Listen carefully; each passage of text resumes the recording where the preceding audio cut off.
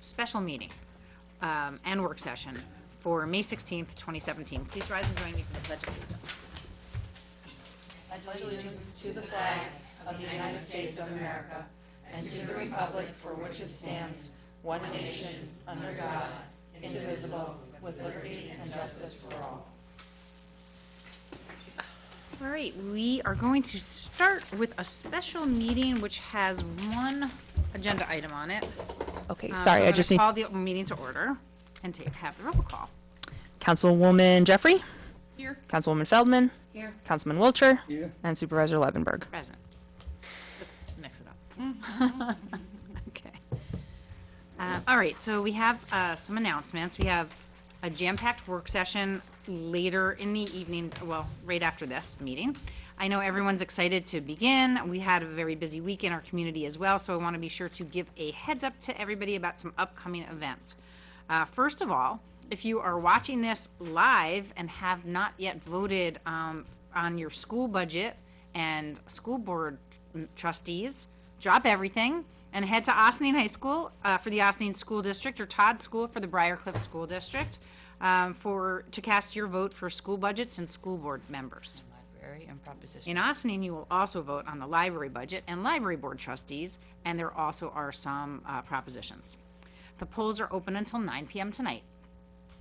Good, Tom, I have this in a weird place. Okay. Also wanted to let everybody know that the New York City DEP has alerted us that they will be testing new valves they have installed. I don't want to say that word wrong because I said it wrong.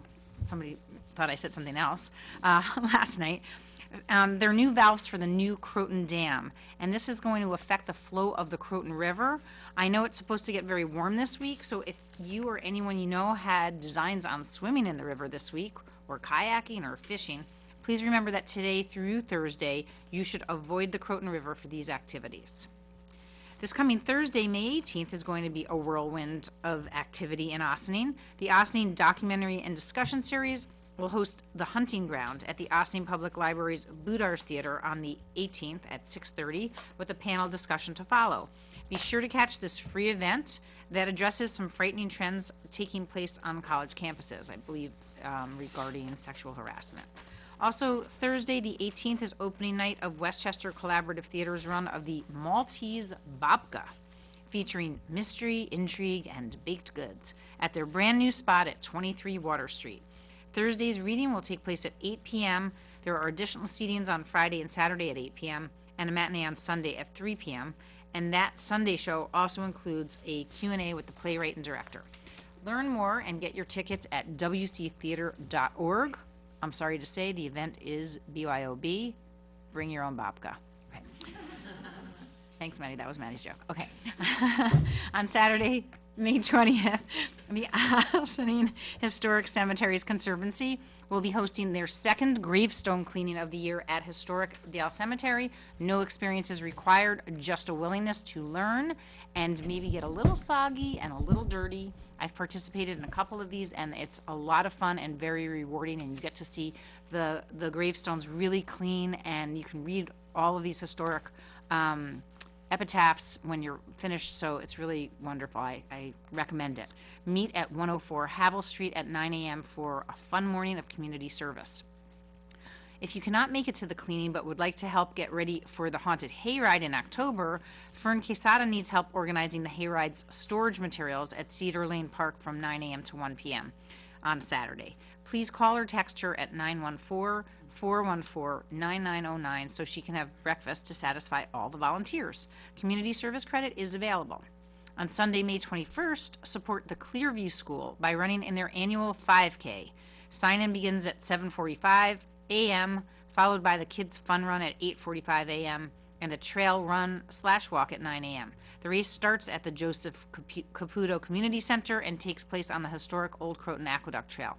You can sign up in advance at clearviewschool5k.com or call 941-4653 for more information. Are you looking for something more laid back? Come down to the Jug Tavern for their second Sparta tour of the season. The tour begins at 1 p.m. with a showing of the Battle of Sparta and will end with a walk around the historic Sparta neighborhood. This event is free, but spots are limited. Email Alan at jugtavern.org to reserve your spot for this Sunday, May 21st. Finally, between 1 and 3 p.m. on Sunday, the 21st, the Ossining Historical Society will be presenting a Memorial Day program honoring Ossining and local veterans, including Edmund C. Janae, John L. Warden, Robert G. Yerkes, Fox Connor, and Marian Father Vincent Capodanno. This rain or shine event requires an RSVP. Please call the Historic Society at 941-0001 to reserve your spot for this special glimpse into Ossining's story and history. Looking ahead a few weeks, please mark your calendar for their 2 Memorial Day parades in Ossining and Briarcliff on Monday. I believe that's May 29th. The Ossining Parade step-off is at 9:30 at Callum and Croton Avenue, and the Briarcliff Parade step-off lineup is 11:30. Step-off is at noon, and usually that's along Pleasantville Road. I'm not exactly sure where it starts, but you'll be able to figure that out. And both of them have ceremonies that follow. Ossining at Nelson Park and Briarcliff's at the Law Pavilion. After that, Saturday, June 3rd, between 11 and 2 p.m., our very own Scott, formerly Captain Craven, will be guiding a boat ride on the Peekskill Evening Star. As we all know, Scott is a Hudson River history buff, and this promises to be an educational trip on the Hudson. Please call the Ossining Historical Society at 941-0001 to reserve your spot. Finally, we have some exciting news about our tax office. As you may recall, Gloria Freed, who has honorably served our town as receiver of taxes since 2002, tendered her resignation effective June 20th, 2017. I don't know why I said 20th. June 30th, 2017. As hers is an elected position, the town board has the opportunity to appoint a candidate to the unexpired term. I'm proud to announce that the town board has unanimously chosen Holly Perlowitz, a 30-year resident of Ossining, to the remainder of the term, which expires on December 31st, 2017. Holly is a consummate professional who has served our community in a variety of capacities over the years and currently serves as treasurer for the Ossining Microfund, sits on the IFCA board, and was a founding member of Grow Ossining. I'm delighted to have the opportunity to appoint Holly to this role at a legislative meeting in the near future, and I look forward to working alongside her as part of the Town of Ossining team beginning July 1st. Do any of my colleagues have any announcements? All right. Sunday, May 21st, this Sunday, 11 a.m. Is it's commissioning day at the Ossining Boat and Canoe Club, but the Veterans Memorial Ceremony, where we lay a wreath for all those sailors lost at sea, is at 11 a.m. and is done by the American Legion Post 506. They have a gun salute and a whole service to honor these lost sailors. Immediately following is the commissioning day, where the boat club will raise its flags and put the club in season for the year.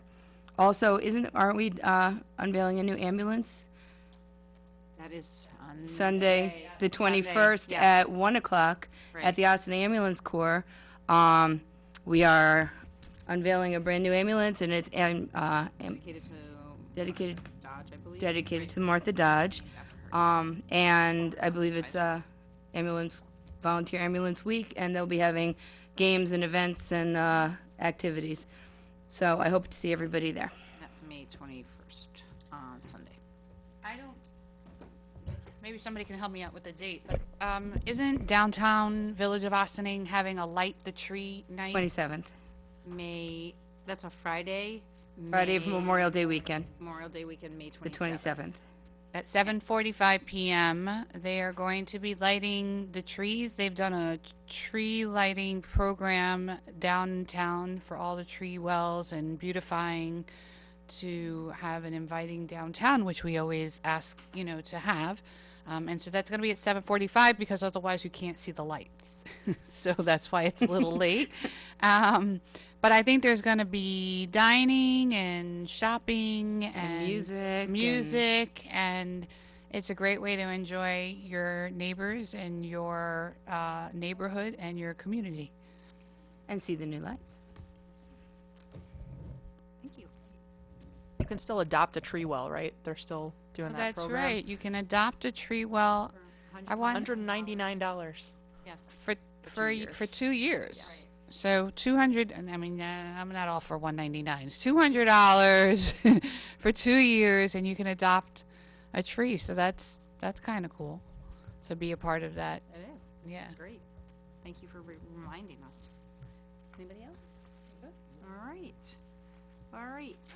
So we are going to move into our to public comment on agenda items on our special meeting. We have one agenda item. Does anybody have any comments on the one agenda item on the special meeting? Hearing none. Let's move into our board resolutions. Okay. Resolved that the town board of the town of Austining hereby authorizes the supervisor to sign an agreement for design and consulting services with Stephen Tilley Architect entitled Preservation and Restoration of the Exterior of the Superintendent's Cottage at Dale Cemetery, 104 Havel Street, Austining, New York, 10562, dated May 11th, 2017, and subject to approval by council to the town as to form. And we are not quite ready with this contract yet, so we are going to table this resolution. Could I have a motion to table it, and hopefully we'll have it ready for next week? Second. Okay, all those in favor? Aye. Aye, opposed, abstention, thank you.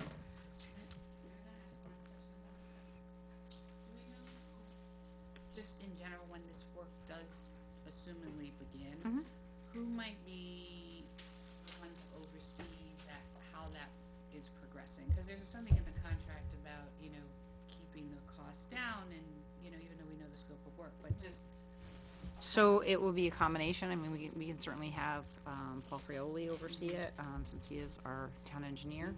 And that would be my choice, as well as Pete, since he'll be there every I'm day. not even on. Oh, okay, there you go. Then I Since Carrie. Thank you, that's it. Okay. Anybody else? Okay. All right, do I have a motion, can I have a motion to adjourn into work session? So moved. All those in favor? Aye. Opposed? Abstentions? Lovely, thank you. And it is about 1,000 degrees in here. I Just saying. Okay. Oh, yay, she took her boat off. No, I'm comfortable. She's warm. Anyway, I'm with her. So warm in here. Okay. You're cold. Okay, so we are going to move into our first work session agenda item, which is the continuation of the discussion about our zoning law. I would like to invite our planning consultant, David Stolman, and the town's planning board chair, Ching-Hua Chen, to join us and discuss some suggestions as to where we might be going from here. We're going to hear a little bit from. Just so you know. I'm just being Hello, welcome. Thank you for joining us this kind of evening. loosey-goosey and low. Oh, good. Liability issue. Yeah. Exactly. All right, so as everybody knows at the table, we're going to be discussing, continuing to discuss our zoning law, and specifically, I believe that the one area that we still have not reached agreement, and we can also talk about a couple of other little pieces. One of the pieces that we have not, I'm not sure if we've reached agreement. We've heard a lot from our public about Crotonville and zoning in Crotonville. Just to refresh everybody's memory, at the beginning of this conversation about zoning, we started talking about rezoning some of the general business and neighborhood commercial areas in Crotonville. We heard at the beginning of this process a lot from our businesses who were adamant that they did not want us to change everything to residential. And some neighbors. And we also heard from some neighbors. Along the way, we've more recently heard from residents from other neighbors in the area who have indicated that they would like to see it zoned all residential. So we're going to talk a little bit about this with our planner, and also just get some clarification on comments that the planning board had sent to our board, to hear if in fact, we heard some comments last week that maybe the memo that we had received was not representing what the planning board actually wanted, so we want to hear a little bit about that too from our planning board chair, to make sure that we all we're all on the same page with the information. So, David, would you like to, do you want to, no, you okay. Okay, so, Ching. You want me to start? Ching, we, last week, I made a statement at the last work session that I don't want to steal your thunder, but that the memo was accurate. I'll leave it there. And if I say more, I I think. feel like subsequent to that, we had a public hearing, and you weren't at Yeah. the public hearing. Yeah, Right. No, I just wanna. right, at the public hearing, we At got the public the hearing. recommendations. We received a written document from the planning board, which articulated some of your thoughts and concerns and direction that you would like to give to the board, which I read into the record. This would be dated in May 9th, 2017. Absolutely. And we, do you want to pick, I have an extra copy. So, in it, there were some specific recommendations, but one of the things that it didn't seem to say, as far as we could identify, was that, the planning board wanted us to zone everything in Crotonville residential. Is that true? Is this accurate? Basically, well, my impression of what that document said was that That document or most, this the document one that we're that all the talking about? planning board sent to us. Okay, so the May 9th. The May 9th document, my impression when I read it was that the planning board had recommended neighborhood commercial for all areas except the one little parcel, and they were recommending residential for that parcel. Am I wrong? Do you remember? That would not be exactly correct. I mean, Okay. what, you have to understand that the planning board was examining and opining on what we were presented with, which was the draft of the proposed local law. Right. In the proposed local law, as I understood it, there was no consideration of anything shifting or directly acting on what the comprehensive plan, town plan was. So the items that we were specifically focusing on were the specific changes that we were given according to the zoning map. And those two particular items was, one which was converting an R5 to an R7.5, which is marked red. And the other one was the conversion of the GB1 to an NC. And if David has a different, understanding of this, feel free to jump in. But my understanding was that we saw that the proposed local law did not particularly go contrary to what the comprehensive town plan was. And the planning board was not asked to review the comprehensive town plan, which obviously was not our duty. So the only issue we were considering were those two in terms of changing zoning. And after the discussion amongst the board members and also members of, listening to the comments from the members of the public, it basically says, the memo that is dated May 9th, 2017, I believe states that particularly we were concerned that the parcel that's being converted to NC may be problematic.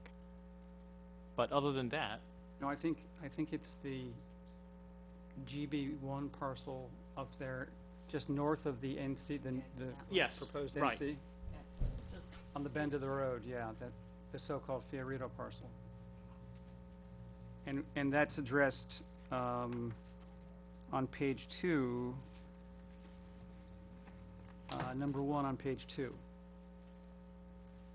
I mean, one of the things that might be sort of confusing in terms of the way it was drafted was that it must be read, the memo must be read with the exceptions in mind, so that even though we start initially saying that, well, this is, the proposed changes are consistent, blah, blah, blah, it's within the context of the exceptions that we're adding at the end. So, and one of them being that, for instance, we don't think that particular parcel should say a GB1, considering the characteristics of the neighborhood around it. Well, so just to go back and read again, number 1 in your concerns are that, it states the planning board believes that the proposed neighborhood commercial zoning of the parcel on Stanley Avenue is appropriate. subject to comment number 1 above. Right, so, and that is where, it says that you have concerns about, the, Residential to res- the NC's district, adding residential to the NC, given Yes. the right? enrollment and capacity Regarding situation. specifically the enrollment in the school district. So that's number 1. Then you say, you carve out that you believe the retaining the general business zoning on the Fiorito parcel would be inappropriate, and there you recommend the planning board, depending on the size of the Fiorito parcel, recommends it should be either zoned R5 or R75. That's correct. Okay, so far so good. Given the current enrollment capacity, the planning board does not believe that adequate public school facilities readily or conveniently exist or could be created to serve the needs of additional residences. Other public facilities and services, including roads, exist or can be created to serve the needs of any additional residences or other uses likely to be constructed as a result of the proposed zoning map changes. So that's where, again, I think we're getting into the issue of including residential in the NC. To sort of put a fine point on it, Mm-hmm. I think what I heard was that there was some discussion at the planning board, or it was alleged there was some discussion at the planning board about rezoning all of Crotonville to residential. And that was not discussed, Not discussed. right? As Ching said, So, say that again, that was not that was discussed, not correct? discussed. No. Okay. That wasn't before the board. The topic might have come up, but primarily we were addressing what was before us, which was the proposed law. Okay. And also, at that time, we had just received a note from the school district commenting on the fact that they would like to be concerned about the increasing enrollments. Got it. Okay. Okay, so, So I think this Except is for a, the this GV1. this is an accurate and complete so we can be. synopsis of what the planning board talked about. Right, so the planning board saw that, that was what was put in front of them, and the opinion of this memo is based on that. And the opinion that's in this memo, I'm just clarifying, just so I get it, is that the change from R5 to R75, planning board believes is appropriate, and the change from GB1 to NC Stanley Avenue, the planning board believes is appropriate, except for the possibility of putting in residential in that. There's concerns with the appropriateness of that. And the opinion is that the upper part, one single family that's up there, that should, according to the planning board, go residential. Correct. Do I have all that right? You do. Yes. Okay, Right. So, good. So, just so That's, we I know what they're believe- saying. as far as I understood it, that's what I understood. Okay. Well, now we're being told that is what they meant. Yes. Like we. That's what Yeah. I thought this meant, and I believe that that's actually what the planning board meant. Right. So, And this actually went through several iterations okay, to the planning board to make sure they were okay with it. okay. And we just wanted to make sure that we were clear, because in reading this, we weren't always reading it with the exceptions, and it was hard to understand but now it's clear. Right. We apologize for the legalese. Again, I think that it was really pretty clear. We just wanted to make sure, since one of the members of the planning board was here and making comments and led us to believe that maybe, in fact, this didn't represent the conversation that was had at your work session. We wanted to just make sure that, in fact, you, the chair, believe that it does represent. This, Matter of fact, if I could just say, right after the meeting, I wrote a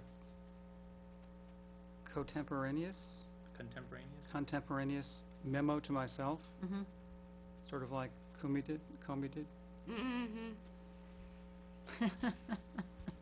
Sorry, It's okay. sorry.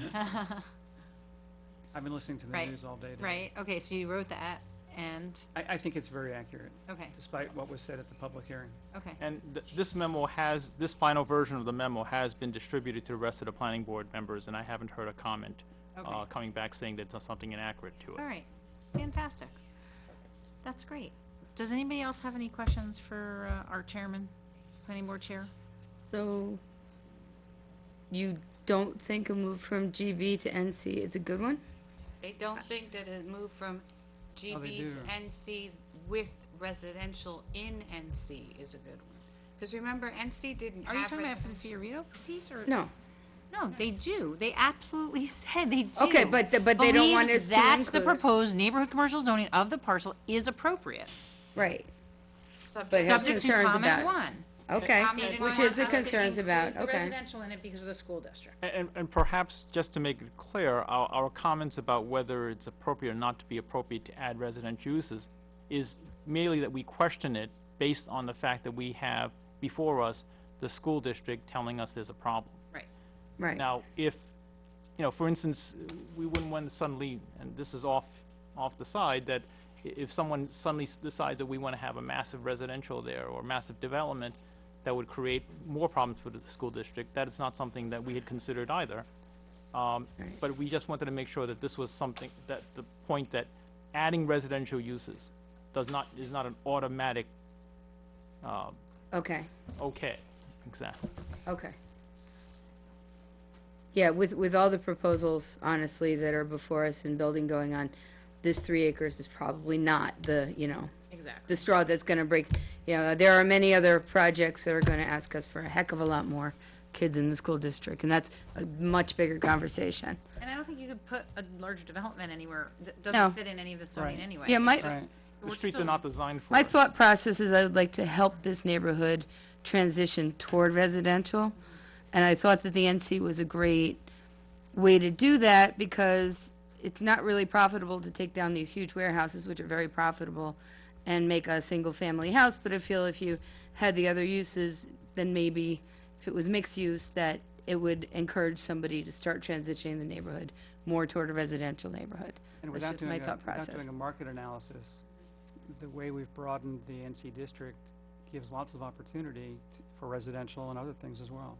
For something that's not as glaringly commercial, was my thought process. And I think your point is well taken. I industrial. pulled out the zoning map, which I have right here today, and Crotonville is a very important part of the town, but it's really very small. So from that perspective, this would not add that much residential anyway.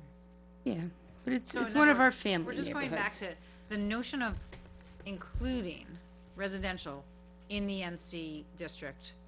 That is still something that you support, even though the planning board has come back and said, we don't think, we're concerned with the school, we want to be sensitive to what the school said. Yeah, and can I just talk about, because you made a comment, and I just want to be careful about that.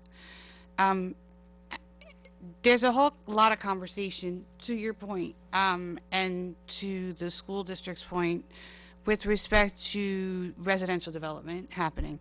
And I think not all residential development is created equal.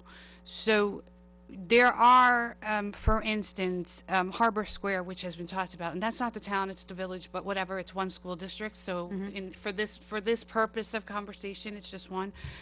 That 188 unit huge building did not result in a ton of kids. And in fact, I know many of the kids, which were like 6 of them, that are in that building, all came from Ossining. They moved from one place in Ossining to another.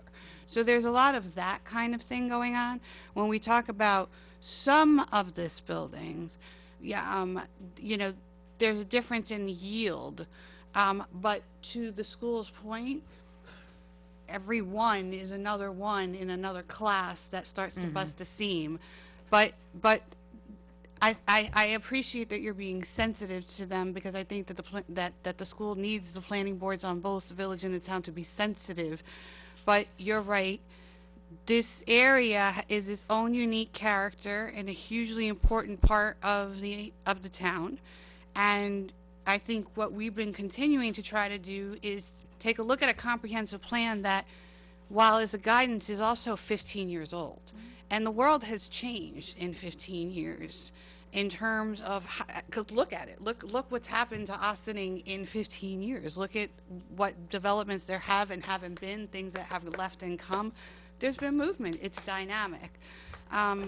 So I think even though there's great respect paid to taking a look at the comprehensive plan that people spent a lot of time looking at, it is through a lens that has changed, and it is a suggestion, and that is why we took it up. I mean, nobody else before us has seemed to have taken up this particular provision. And we decided that I think we wanted to take a look and see what was the thing that we should do? Is this the right thing? Is this, should we put this to bed?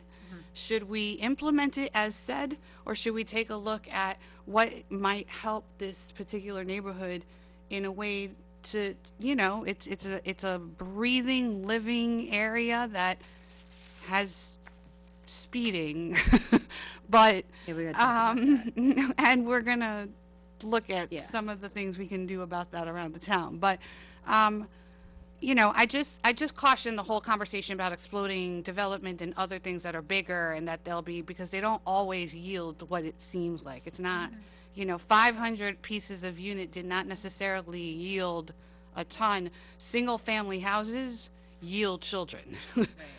You know, 700 square foot high luxury for $4,500 a month don't necessarily always yield that. So I just think there are distinctions that should be made. I still do think that residential should be an NC, if we're still continuing to look at NC. Are you saying that we shouldn't be? Because. No, I'm just saying it's still a conversation, Right. you know? You know, there's one thing I was just listening as you were talking, the comparison with, what is it, you said about 6 kids down Harbor Square. Harbor Square? Yeah. Well, if they are moved from one end of town to the other, They opened up a space. that's right. Yeah, but Now, that's gonna happen everywhere That's because, the only thing I'm trying Yeah, to say. yeah, is you're right. There may be one child moved down there. but Yeah. That could be 4 come up, that's right. so you They can't- might have moved out of a house in Apple Lane or Morningside Drive. so they- You're right.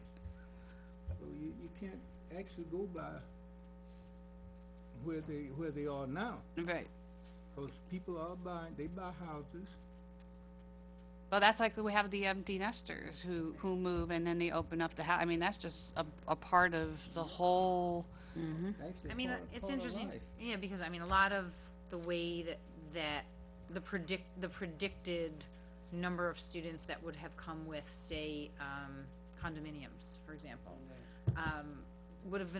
was a lot lower at some point, and then people stayed in their condominiums instead of moving into single families, and you got a lot of kids coming from condos where you didn't expect to have them.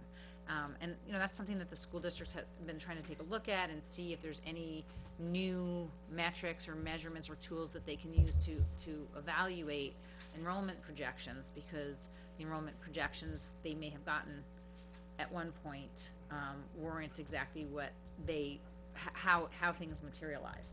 So in many ways, things materialized where there were far more students coming from one type of housing where it wasn't predicted they would. But yes, in general, the single-family homes are the ones that will have the most kids. And the smaller apartments, certainly, you know, the artist live workspaces that we've suggested would be nicely sized, and also something where you would not have potentially a lot of kids, but you would have residences. Seems like it would be something that would be a good balance. And in many of these cases, what we've looked at for NC, I think, as Councilwoman Feldman mentioned, is sort of a segue to get from point A to point B in a way that isn't going to cut off the knees of the current property owners who have commercial interests there, if they do decide to at some point sell, but also is an opportunity to find something that fits best, both from the perspective of the developer and the neighborhood. Because let's remember that no matter what is potential for this new zone, it's going to be before the planning board. There's going to be a whole vetting process, no matter what it is. And if in fact the community comes out in full force and says, no, this isn't great, the planning board will respond appropriately to that. Yeah? They're awesome. Council, I was just gonna chime in, but I'll, chime in. oh no, I just, you know, that they'll respond appropriately within the standards of what they're required to look at based upon the approval they're being asked to give. And thank you for that footnote. Absolutely. Yes, absolutely, appropriately. But again, you know, I think we have architectural review board, we have a planning board, and then. Go We ahead. have the seeker process, the We have a State seeker process. Environmental Quality Review Act process. Correct. So, But there are certain actions that are exempt from that. And I believe single-family homes may be one of them. I would have to double check though. fantastic. So- That's great, because a lot of the audience True, but, members here tonight are ones who would just like it to be single-family homes. So if that's one of those things that's I'm not, exempt. yeah, I would have to just look saying. at the list. I'm just saying, there is a seeker review, but there are certain actions that are exempt. But And the, so- but a lot of the other uses that are As in type two. NC are not exempt. Correct. And therefore, they need to be considered thoughtfully, as our planning board, does, and with the determination of what, does this proposed, plan work in this proposed space? Is it going to create problems for, you know, for traffic? Is it gonna create problems for, the neighborhood? And if in fact, there's a reason that it might not fit based on the criteria and within the scope of the law, then the planning board would have every, right to speak to the developer about changing it so that it does fit within the scope and context of the neighborhood. True? Yeah, I think that the whole point is just that this is all theoretical at this point. Right? You know, what you decide to do does not make or break anything. And to your point on what the supervisor just said in much more detail, is that yes, there is this whole other standard of review that has to be considered. And so this isn't the last opportunity for, you know, oversight or public comment. And so, but what you are looking at is the future and the direction that you want this to go in. And so I think that's really what you're doing a lot more of here. So again, I mean, I just think that there's been a number of factors that we've been considering. We've been considering this enrollment issue in the school district. We are considering the businesses and the property owners that are there. We're considering the local residents and, community members who have come out. We're talking about the nature of the neighborhood. I don't know that I don't know that this board actually, I don't remember us actually considering the enrollment in the schools as a factor. I don't remember that really being part of our conversation. I think that's what the planning board has said to us that we should look at, and I respect that. And I have knowledge of it, but I don't think that was really a It's big come up part. in one conversation. One Yeah, conversation. I mean, we is talked not about like it a and- major- and- Well, we were changing the how many families Exactly. briefly. Yeah, we talked about it as, to be considerate of that. We need to be considerate of that You issue. got approximately 50 years before you have to worry about it, so let's Yeah. do whatever. I- And you won't be around to worry about it. I mean, it's hard to say that that's the case or not. Yeah. It may or may not If be. You don't know what If you're here, happens. you won't be able to do anything You don't know, about it. I mean, you don't really know what happens with any business at any time, so, The public hearing is still open, so there's still, you know, I know this has been a long process and there's been a lot of deliberation, but there is also still always the opportunity to seek input from the school district if the board wanted to pursue that.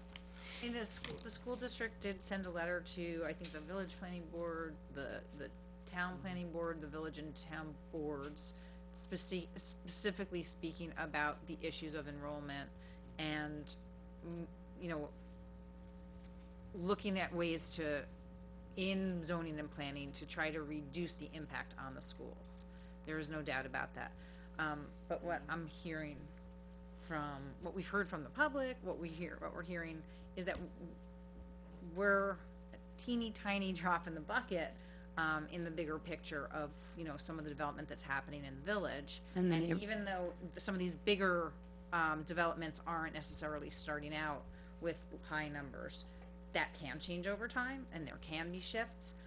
We need to be cognizant of it, but I think I think that's one of the reasons that NC, I mean, for me, it still works because we're giving a bunch of different options to somebody new coming in, and that's allowing room for different things to fit that do fit, we believe.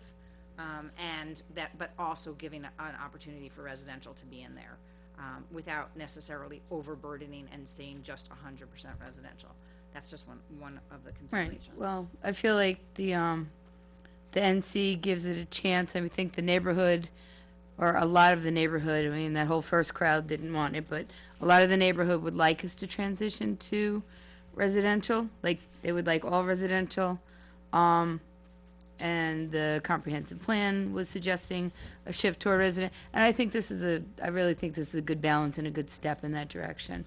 I don't know that we're ready to go all residential. I'm not ready to go all residential. So I think the NC works for me. I mean, you know, it's a shift toward where the suggestion was and where a lot of the neighbors want it, but Well, but to your point, there are neighbors who have said to us that they didn't- wanted they GB. wanted GB or NC. They didn't have a problem. oh yeah, with there are a staying lot there. that said they wanted It's- GBR. One of we've- our board members also is not. Wants very GB. happy We with do. GB, right? But in terms of speaking about what the people who live there want, you know what I mean? That conversation. We definitely have a contingency who has stated that they want it to go residential. Absolutely. We have had a contingency who have stated that they don't, that they're happy with the NC thought. We've had, you know, the business owners have kind of made themselves known. I'm talking about the Yeah, the people who residents. live there. Yes. There has been some, you know, it's not like it's all one thing. There's definitely been some conversation that has gone in other directions. But anyway, I think at this point, it was all about what did the planning board mean? And I think we appreciate the fact that you explained to us what did the planning board mean? And that is helpful to know. If you have any other input or thoughts, feel free. Otherwise, and Mr. Tallman, do you have any other comments that you wanted to make in terms of where we're going on this specific issue in Crotonville, I think and suggestions? I'm not sure you're done with the Fiorito piece. No, that's true. Just in this In the context of what we've just been talking about? NC residential. Well, I think in terms Fits of, in this neighborhood, comments from our public, planning perspective. well, I think that rezoning to NC and broadening the uses that are permitted in the NC gives, and I'm being redundant now, I don't think I have any new thoughts, but I think it gives the property owners an opportunity to stay with what they have, and which they can do as if it's non-conforming, they can stay with it for as long as they keep doing the same thing, or some future owner, some successor does the same thing. But it broadens the way we've worked on the NC, it broadens the potential uses that are eligible to be proposed, and I think that's a good thing. Including residential.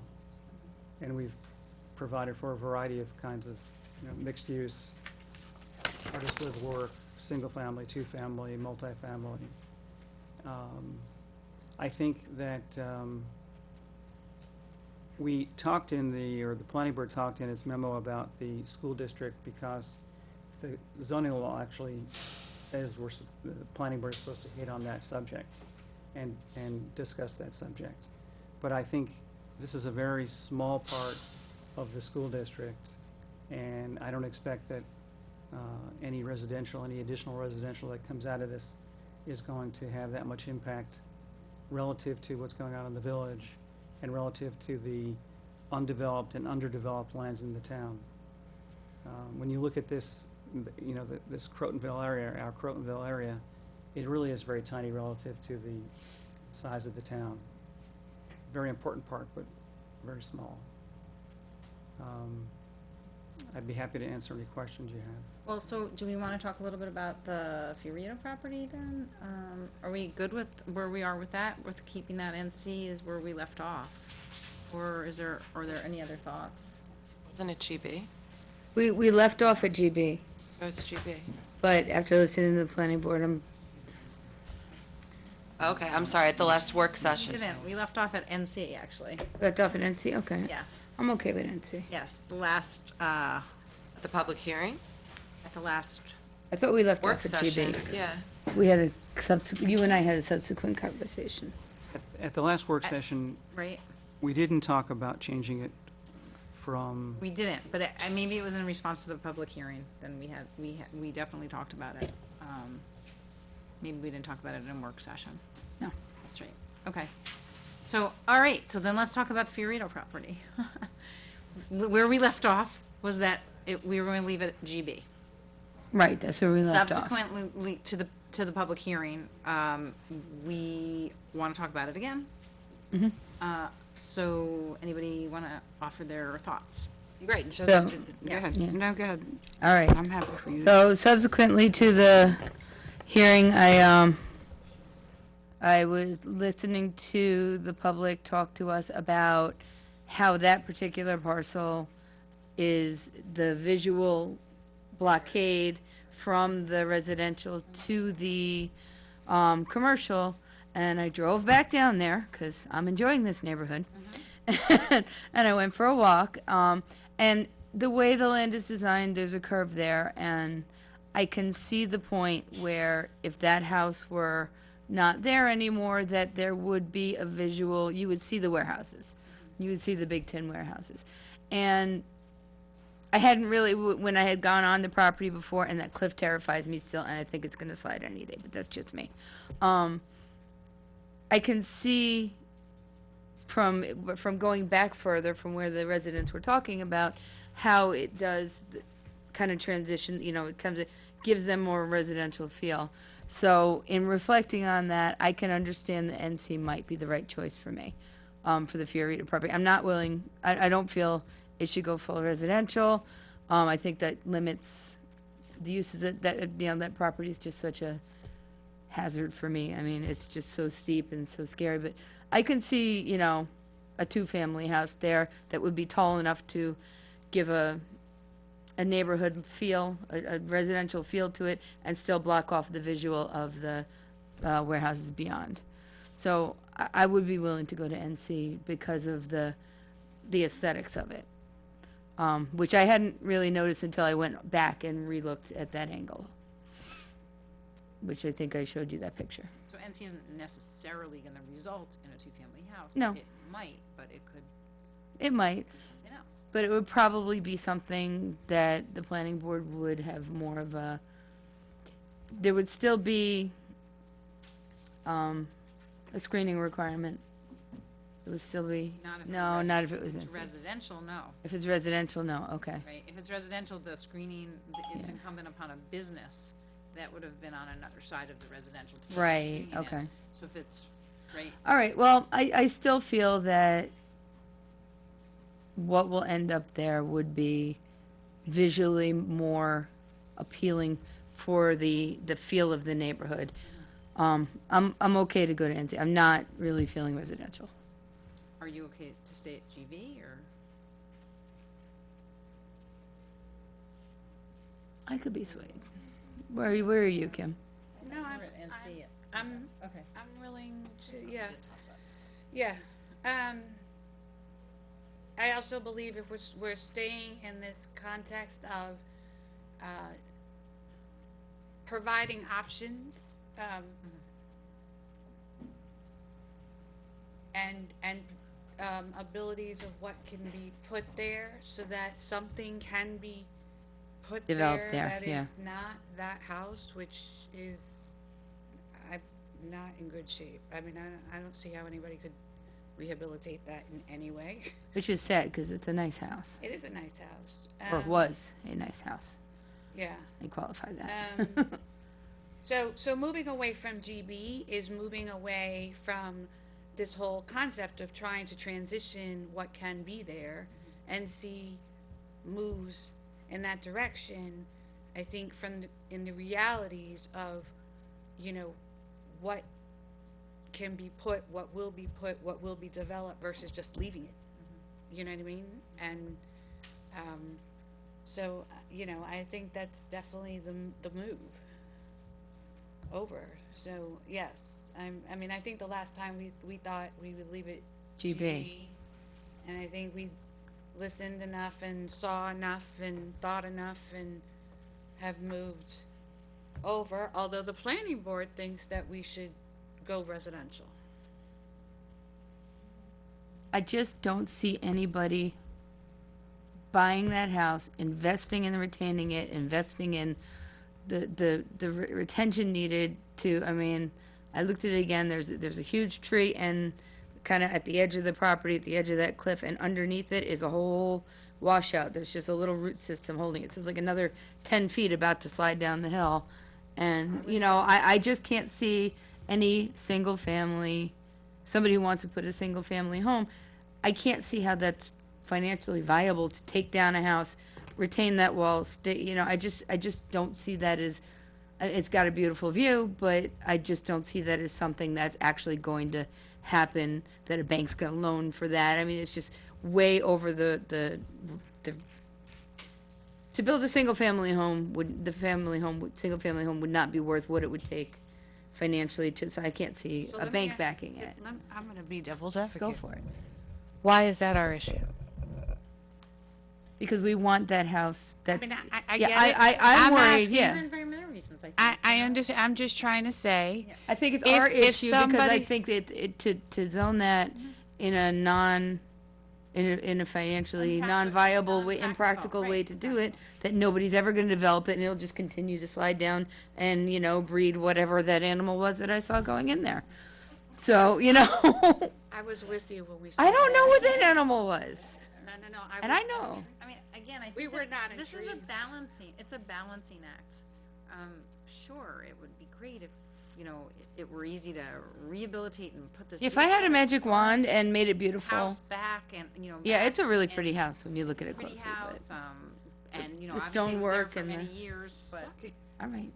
you know, it's a pretty house, obviously it was there for many years, but, again, is it financially viable to try to do that? And in today's dollars, in today's world, and what other types of parcels would be available, if you're gonna spend that kind of money, my guess is you're gonna be looking for a little bit more property to do it on. So, you need to have something has some commercial value as well, and that is not just gonna be a single-family home. So, Mr. Wiltshire, Councilman Wiltshire, would you like to, No, I don't wanna chime in on this. no? No. All right. So, I'm just going back to, I think that we're still at NC for Fiorito property, right? Okay. I think you're right. I think it is a weighing and balancing process. I mean, if something stood out as being exactly the right thing for that parcel, we wouldn't be grappling with this. So it's a matter of judgment. You're weighing and balancing all these things, and you come out where you come out. And just to speak to the economic viability issue, I mean, a lot of your analysis is, well, a lot of these properties are vacant, a lot of them, you know, people aren't using them for what they're being zoned for, and so you're looking to try to make it a more vibrant community and what the uses that are conceivable there and that what people will actually do.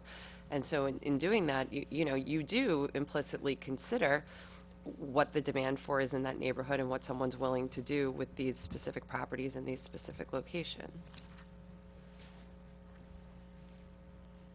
And that's what I was trying to get to. Right, and the other, I just wanted to bring up another point, which, another community resident had brought up, which was, behind North State Road, and I want to talk a little bit about the, issue of setbacks and buffers, and if you could talk a little bit about that. Well, the GB zoning district on North State Road is a fairly narrow district. It's a corridor. And I think in order to know whether we should or could go any farther, we'd really have to look at North State Road on a lot-by-lot basis,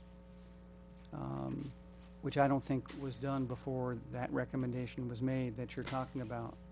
So there's really no way of knowing whether, given the fact that it is a very shallow district on both sides of North State Road, whether that would work. We could do that, but I think that would broaden, Like a more extensive. Can we do something that gives you, you being the planning board, some discretion with respect to, you know, I get what you mean, which is you don't know that every lot would be able to support a 30-foot setback, which I think is what is being asked for. Well, she More was than the asking 50. Well, I really don't know that there's. the setback currently between a residential district and a building on North State Road would be 30 feet. It is 30. It is 30 feet. So she's asking, so then Liz would be right, and she's asking, because if it is 30, excuse me, then she'd be asking for Something was more. going from 15 to 20. Yes, Another was going from right, 20 to 30. 20 to 30. right. And then, so there were And she wants setbacks, 50. buffers, and. Can I ask a question that you may or may not know the answer to? How wide exactly in feet is this parcel? I mean, if it's only 100 feet and I'm asking Which for, parcel? the general, average width of a lot on. Oh, it varies. Well, that's what he's saying, you can't say So, over yeah, there. so- That's not, that you Yeah, can't. but can it be from, like 200 feet to 500 feet, or I'm just not sure the depth of these. I don't So it's hard for me to say how I'm many just feet. trying to figure out, in the situation, or given the suggestors, the recommenders, Location, yeah. she's kind of looking down over the district. I don't know that any enlarged setback would help her in that situation. And I don't know that there's been a hue and cry from other residents in terms of those buildings being too close to the rear property lines. No, I mean, I think, I do have it here. It's a 30-foot buffer area, 30-foot driveway and parking area setbacks, and a 50-foot structure setback for GB properties adjacent to residential properties. And specifically, she had mentioned that a couple of the properties, 2.5 acre property would have ample space for a much larger facility, and for a 30-foot buffer, 30-foot driveway and parking area, and 50-foot structure setback. And then she talked about 100 feet for all water bodies. The buffer area shall extend 100 feet away from the edge for non-watercourse wetlands. There already is a 100-foot buffer for non-watercourse wetlands. Okay, so maybe she Can was I just highlighting that. tie back in what Councilwoman Jeffrey was saying about giving the planning board some extra, leeway? I mean, that's not technically how it works. You have a setback, and if you're behind that setback, you're as of right, which means you don't need a variance. But this does tie back into the discussion we had before about SECRA. And in looking at SECRA, visual impacts would be something that the planning board, presumably as lead agency, would consider. And so even though it's permitted under the zoning, generally, the planning board may look at that specific application and say, well, you know what, because of what they're proposing, because of the location, because of environmental factors, 30 feet just doesn't really seem like enough, or we need extra buffer there. So, just, is that something you guys would do? well, I don't think he can speak to a specific application. I didn't ask Okay. them. I said, is that something you would and could do? I mean, you're sitting in front of me, so now I can ask. Could. Well, We I'm have telling the you answer. as a lawyer, he Could. can, under appropriate circumstances. And Would. I know legally, I want to know whether that's something the planning board looks at and does consider, since I have, I think the planning board has done it in the past. okay.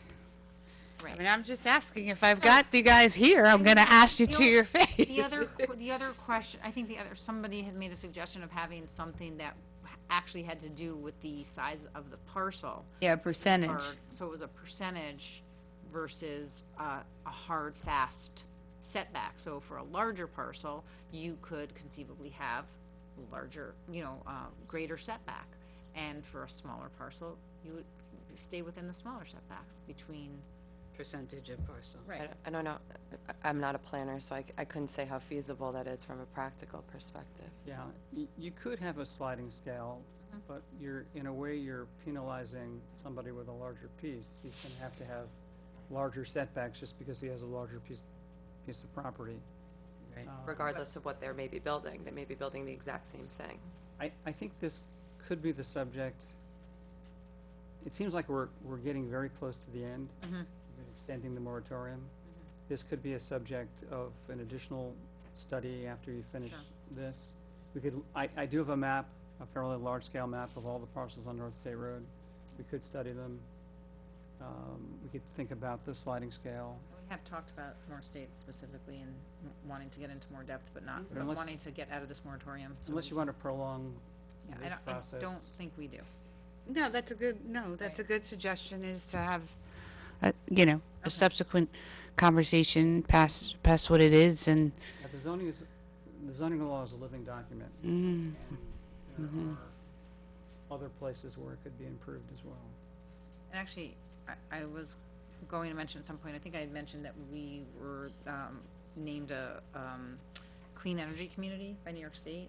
The reason I'm mentioning that is because it comes with a $50,000 grant for doing additional, you know, making some additional moves within the town, and that can potentially include planning and looking at setbacks and things. And we may actually get some money, possibly, that we could use towards that sort of Like a a study. Exactly. So That'd be great. we're going to take a look at, that's one of the things that we're taking a look at right now, what is feasible within that grant.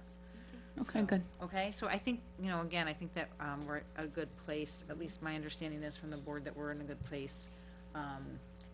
We haven't made everybody get 100% necessarily of what they want, but we feel like we are finding and striking a balance.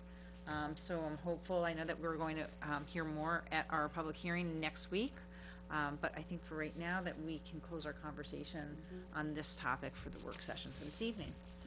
So, and then we look Nobody's forward to happy we're doing hearing it right. from everybody else, again, Shall at the I public hearing. produce another version? Yes, I think we would, Modify the map? correct. The planning board made a couple other relatively minor suggestions, like define structural soil. Yes. Yes. Another one, which I don't know escapes what me that right is. now. I'll make sure that the floor area, the definition of floor area is just the way we want it. And we still have to have a conversation about replacing of trees and the cost prohibitiveness of that. Oh, we didn't talk, I mean, we should finish that up, though. What do we want to do about that? I mean, that's, I agree with them that it could can be you very tell me prohibitive. what and the then- issue was in real life? Because I'm having a hard time in theoretical of what this issue was, replacement of trees. If I build a house and there, like, what does this look like in real life, is what I'm trying to figure. okay, you want to take down 3 trees that are mature big. trees. Because I'm building a Because house. you're building a house and they're in the way of where you want to put where the footprint is. Okay. You take the trees down. And now That's I'm, our new, what's that mean? You're required to replace it, we're suggesting you replace half the diameter, which would be a lot of little trees. And there's not enough places to, Well, the planning board thought that for existing homeowners, single-family and two-family homeowners, it would be financially onerous and really not appropriate. If somebody wants to take a single big tree down in their backyard, it's gonna cost a fair amount of money to take the tree down in the first place. thousands. And then they have to replace, say, 50% of that. Say it's a 40-inch tree.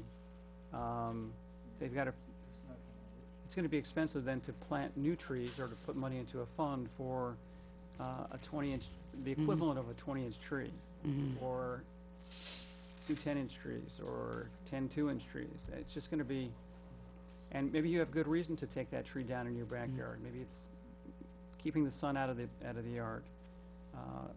I think the planning board members thought that for existing residents, single-family, two-family homeowners, it would just be financially onerous. So we wanted to tailor this a little bit to address that issue. So Right. not get rid of it completely for developers that are doing larger scale developments, right? Well, for larger scale developments, they would have to pass through the planning board anyway, and we always look at the tree losses. So that's already Right, covered. but we wanted to make There's a sure that landscaping plan, and we make sure there's enough. there's specific requirements and that they add to a tree fund if in fact they were having to take down a lot of trees and didn't have the area to replant. Right, and I'll give you another version of that, Okay, exempting existing single-family and two-family homeowners. okay. All right. I think that sounds good. Good? No? Further questions? I might want them to, if they, I mean, if they're, I think there should be an upper limit of just how much of, tree diameter.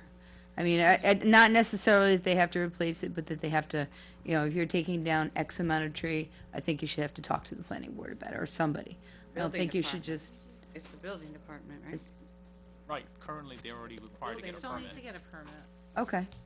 sure. We You talked All right, about it, like- that's why we right. wanted, that's why I wanted them Okay. written tickets and going into, Right. so that I could they check have this, but I to- think if it constitutes clear cutting, then Yeah. you've got to go to the planning board, it's not the building inspector. Well, that's what I'm saying, it's my neighbor, you know, I had a neighbor that just went through and took down like 8 big, huge trees, Right, I mean, I think that. and it killed me. We are trying to exempt. That was everybody 20 years ago. Because Oh, well, some that's people 20 take advantage.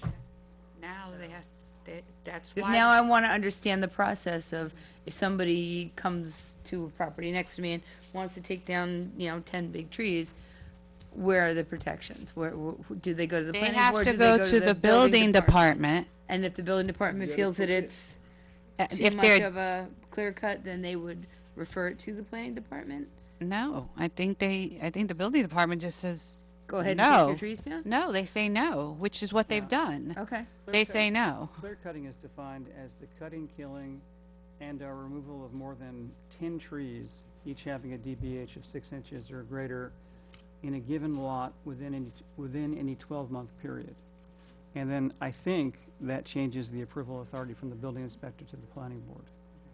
Okay, But so when they that's a just good start protection. With a cutting, referral to the they, EAC. yeah, I mean, but if it's 3 big trees or 4 and they're trying to take it down, they have to get a permit. They have to go to the building department. Building department Okay, as decides long as there's what a- happens. Yeah, she wants more information. And then if they do it, then that was why we were saying that in order to stop it, we wanted them to get ticketed. Because we were concerned that there was a few instances where people were just No, absolutely. going ahead. What the chapter actually says is that the building inspector may refer applications for tree removal permits which involve clear cutting to the planning board for the board's advisory opinion. And John is not shy about referring things to the planning board. The planning board can hold a public hearing at that point. Okay. Thank you. Thank you very much. Thank you for having us. Very much. Keep the You bet. time, You okay, bet. Have a good okay. night. And next week we'll have something new for our public hearing. Is this for me? Okay, so, let's see where we're at. Ah, judge. Our agenda. That was me. That. We're on to the next item on our work session agenda, and we are going to be inviting up our town court justices, Nancy Quincoba, Michael Tawil, and Mark Reisman. We're looking forward to getting an update this evening about our town courts and our town court. One court, and let me just see, 2 there and 2 here. yeah, where do you, I mean, I'm happy to move around and give you guys the front if you'd like. That'd be fine with me. Do you want to? Who's willing to sit in the short chair? Here, and I'll sit on the sideline over here. We are sort of used to sitting at the end. Exactly. Go ahead. Take the head. Want me to move? Am I moving now? Okay, I'll sit down there. Where are they gonna sit? Should we, Maybe are we all? All right. pass my name over, just so nobody gets confused who's watching at home. I get to sit next to her. Michael, over here. Oh, no, he was gonna sit there. But you have to be over there here so you can, Ow, you guys gotta can do the really clear a room. paperwork. Yes. One of the town council Only people that. at the Make tabletop. sure if you wanna talk, Michael, leave your buttons off, okay? Turn it on. Maddie, can you work the mouse for us, or can she use the mouse over here? on camera? I guess it's on camera, right? This is on camera. Where does this go? This chair is busted. Hi, how are you? There's another one here. Oh my if God, someone yeah, I'm wants gonna die. Step it up. There's a different chair. Hi, Ann. Thank you. Okay, maybe I'll, sorry, lean back, I'm gonna fall over and kill myself. It's okay. Is there a way to lock this? Ooh, I went down. Christy Adana, very nice to meet you. Oh, thank you. When I was sitting on the No. bench and I hit I'm fine. the chair went all the way to the floor. Can you get through? Ledge disappeared. Yeah, the one Kim's in is the, clown chair. Oh, this is much better. That one is gonna Yeah. throw What? me. What? All right. Are you gonna lead the presentation too? All right. No, guys are on. Anytime you want to start, feel free. Okay, good evening, members of the board, Madam Supervisor, and the Counsel. attorney counsel for the board. Nice to meet you. Thank you. The co-judges and I thought it would be a good opportunity to speak to the board about the operations of the court. And specifically, am I on? You are. Yeah. Everybody knows the court from seeing the judges sit on the bench. We wanted to talk about sort of what goes on behind the scenes at the court.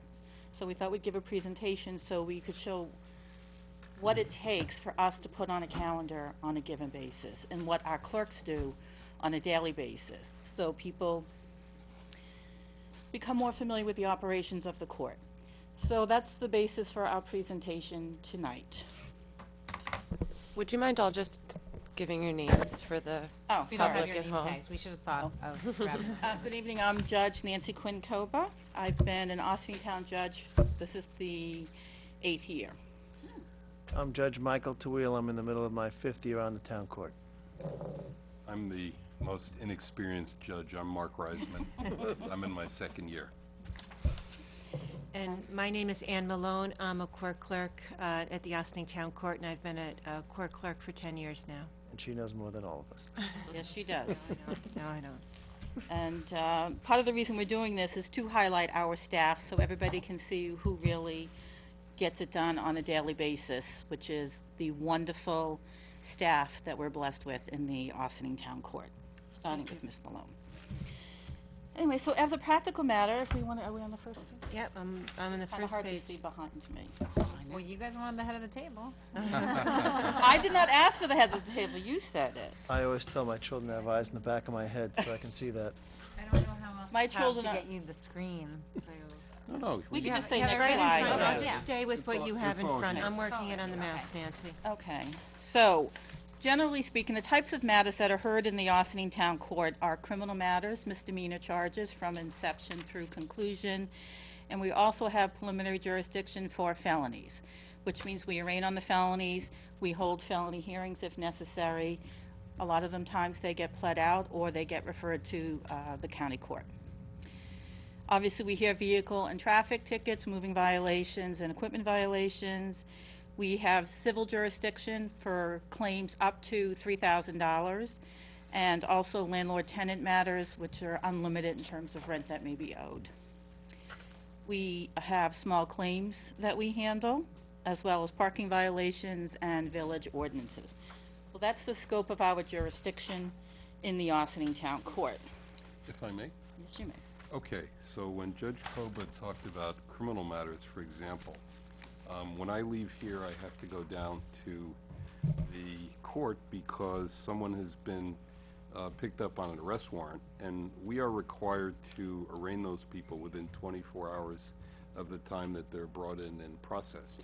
So our general policy is to not wait until the end of the 24-hour period, but to try to do it as soon as possible as we can after they've been arrested. So this particular individual, whose name I don't know, I understand was picked up maybe 3 hours ago. So I want to make sure to get over there as quickly as possible.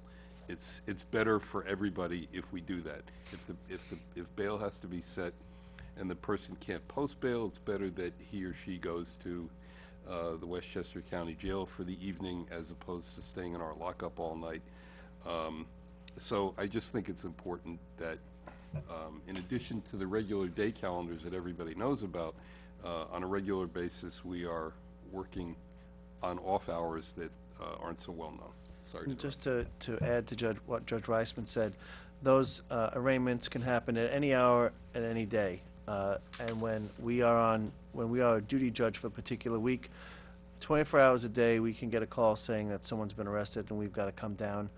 And what that entails is first of all, arranging for a criminal defense attorney off of our legal aid panel to show up there for the hearing, coordinate with the police department to make sure that the appropriate documents such as a rap sheet, the accusatory instruments have been provided, as well as reaching out to the district attorney's office to get bail recommendations. We then go do the arraignment, and then once that's done, that generates and throws off a whole bunch of paperwork, which we're going to talk about later, and that can happen at any time.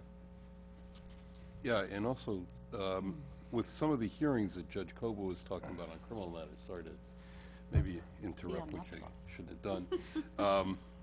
When Judge Koba, for example, is talking about preliminary jurisdiction over felony matters, if a person is in jail and they can't post bail, for example, they don't have enough money to post the bail, and this is not in all circumstances, but I'm just giving you an example. The attorney representing them has a right to request what is known as a 180/80 hearing, meaning that within, I think, 144 hours of the time that the hearing is requested, they are entitled to have a hearing before the court so that the court can determine, even on a felony case, whether there's enough evidence to continue to hold that person on bail. And that generates a lot of activity among our staff, because arrangements have to be made for the hearing, court reporters have to be called, obviously the DA's office has to be called, and things have to be set up so that that can be done. So that's also something that happens on a reasonably regular basis, but it's not technically within the scope of what our staff does on a day-to-day basis. And that can happen at any time on top of what we're talking about here today. And I just want to jump in and say, Judge Twill used the term duty judge. What happened when we consolidated the courts is we thought to be most efficient, one of us is on duty each week. So for that entire week, if I'm the duty judge, I get called for any issues with the court, for all arraignments, and I'm available to the staff 24/7 if they need us, and we rotate that weekly. My duty week. That's why he's going to do the arraignments. Not mine. I have Memorial Day weekend, so. Okay, next slide, please. We're there. What we have here on this slide, and again, this is what happens on what you see to be the organized, pre-scheduled court dates. This is our statistics for last year in terms of how many court sessions we had, how many hours we spent in court. What you don't see here, again, is what goes on in the back office and the clerk's office to prepare for court, prior to court, and how to close out a case after court. You don't see in here, again, the hearings that Judge Reisman told you about that typically are heard on non-court days.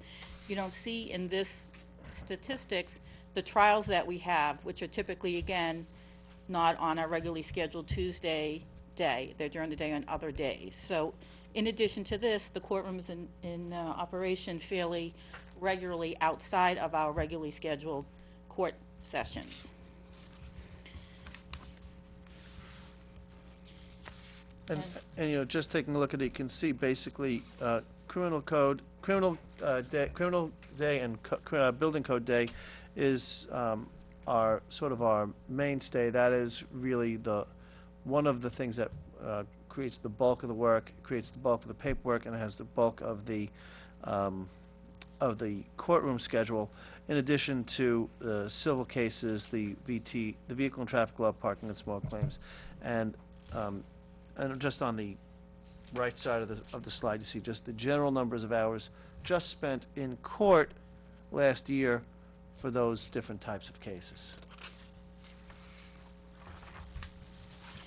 On our next slide that you see here, we had one of our other terrific clerks, Sarath Nair, break out for us the statistics, where you can see the breakdown of the number of particular cases that we handled in comparison to 2015 and 2016, to give you a general idea of the volume of cases that come through the court on a yearly basis.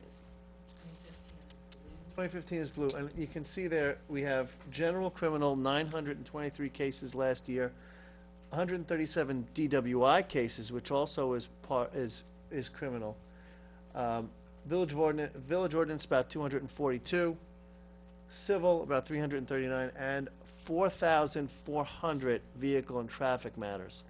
So, On any given night, on And a that- Thursday night, we can have as many as 120 cases on. yeah, so just so that you know, generally speaking, in terms of the big days and nights, criminal day, which is the Tuesdays, we can have anywhere from 70 to 115 files, and depending on how many files a particular person has, that can mean anywhere from 70 to 100 criminal defendants going through the court from 9 o'clock to whenever we get done. And then on Thursday nights, when we do, we do do civil at civil 6:30. and V&T, we can have anywhere from a very low, and this is uncommon, of maybe 5 landlord-tenant cases, up to about 20, 25, sometimes 30 landlord-tenant cases that need to be disposed of, and then anywhere from 100 to 120 violations on any given night that we've got to process through the court that evening. And we need to keep that volume going and keep that pace going because the calendar would be so backlogged. And so we really keep, the officers, I'm in charge of the calendar with the police department, so they're writing for 3 weeks out from today. So, and we're getting them back on the calendar almost 3 weeks from then. So it moves very quickly, so we don't backlog, the court's not Yeah, backlogged. if we have a night with 90 plates on, that's a light night. Yeah. Okay. And just the daytime criminal calendar on Tuesdays usually starts at about 9 in the morning. We take an hour for lunch and typically end somewhere between, at least I do, somewhere in the range of 4 to 5 p.m., sometimes later.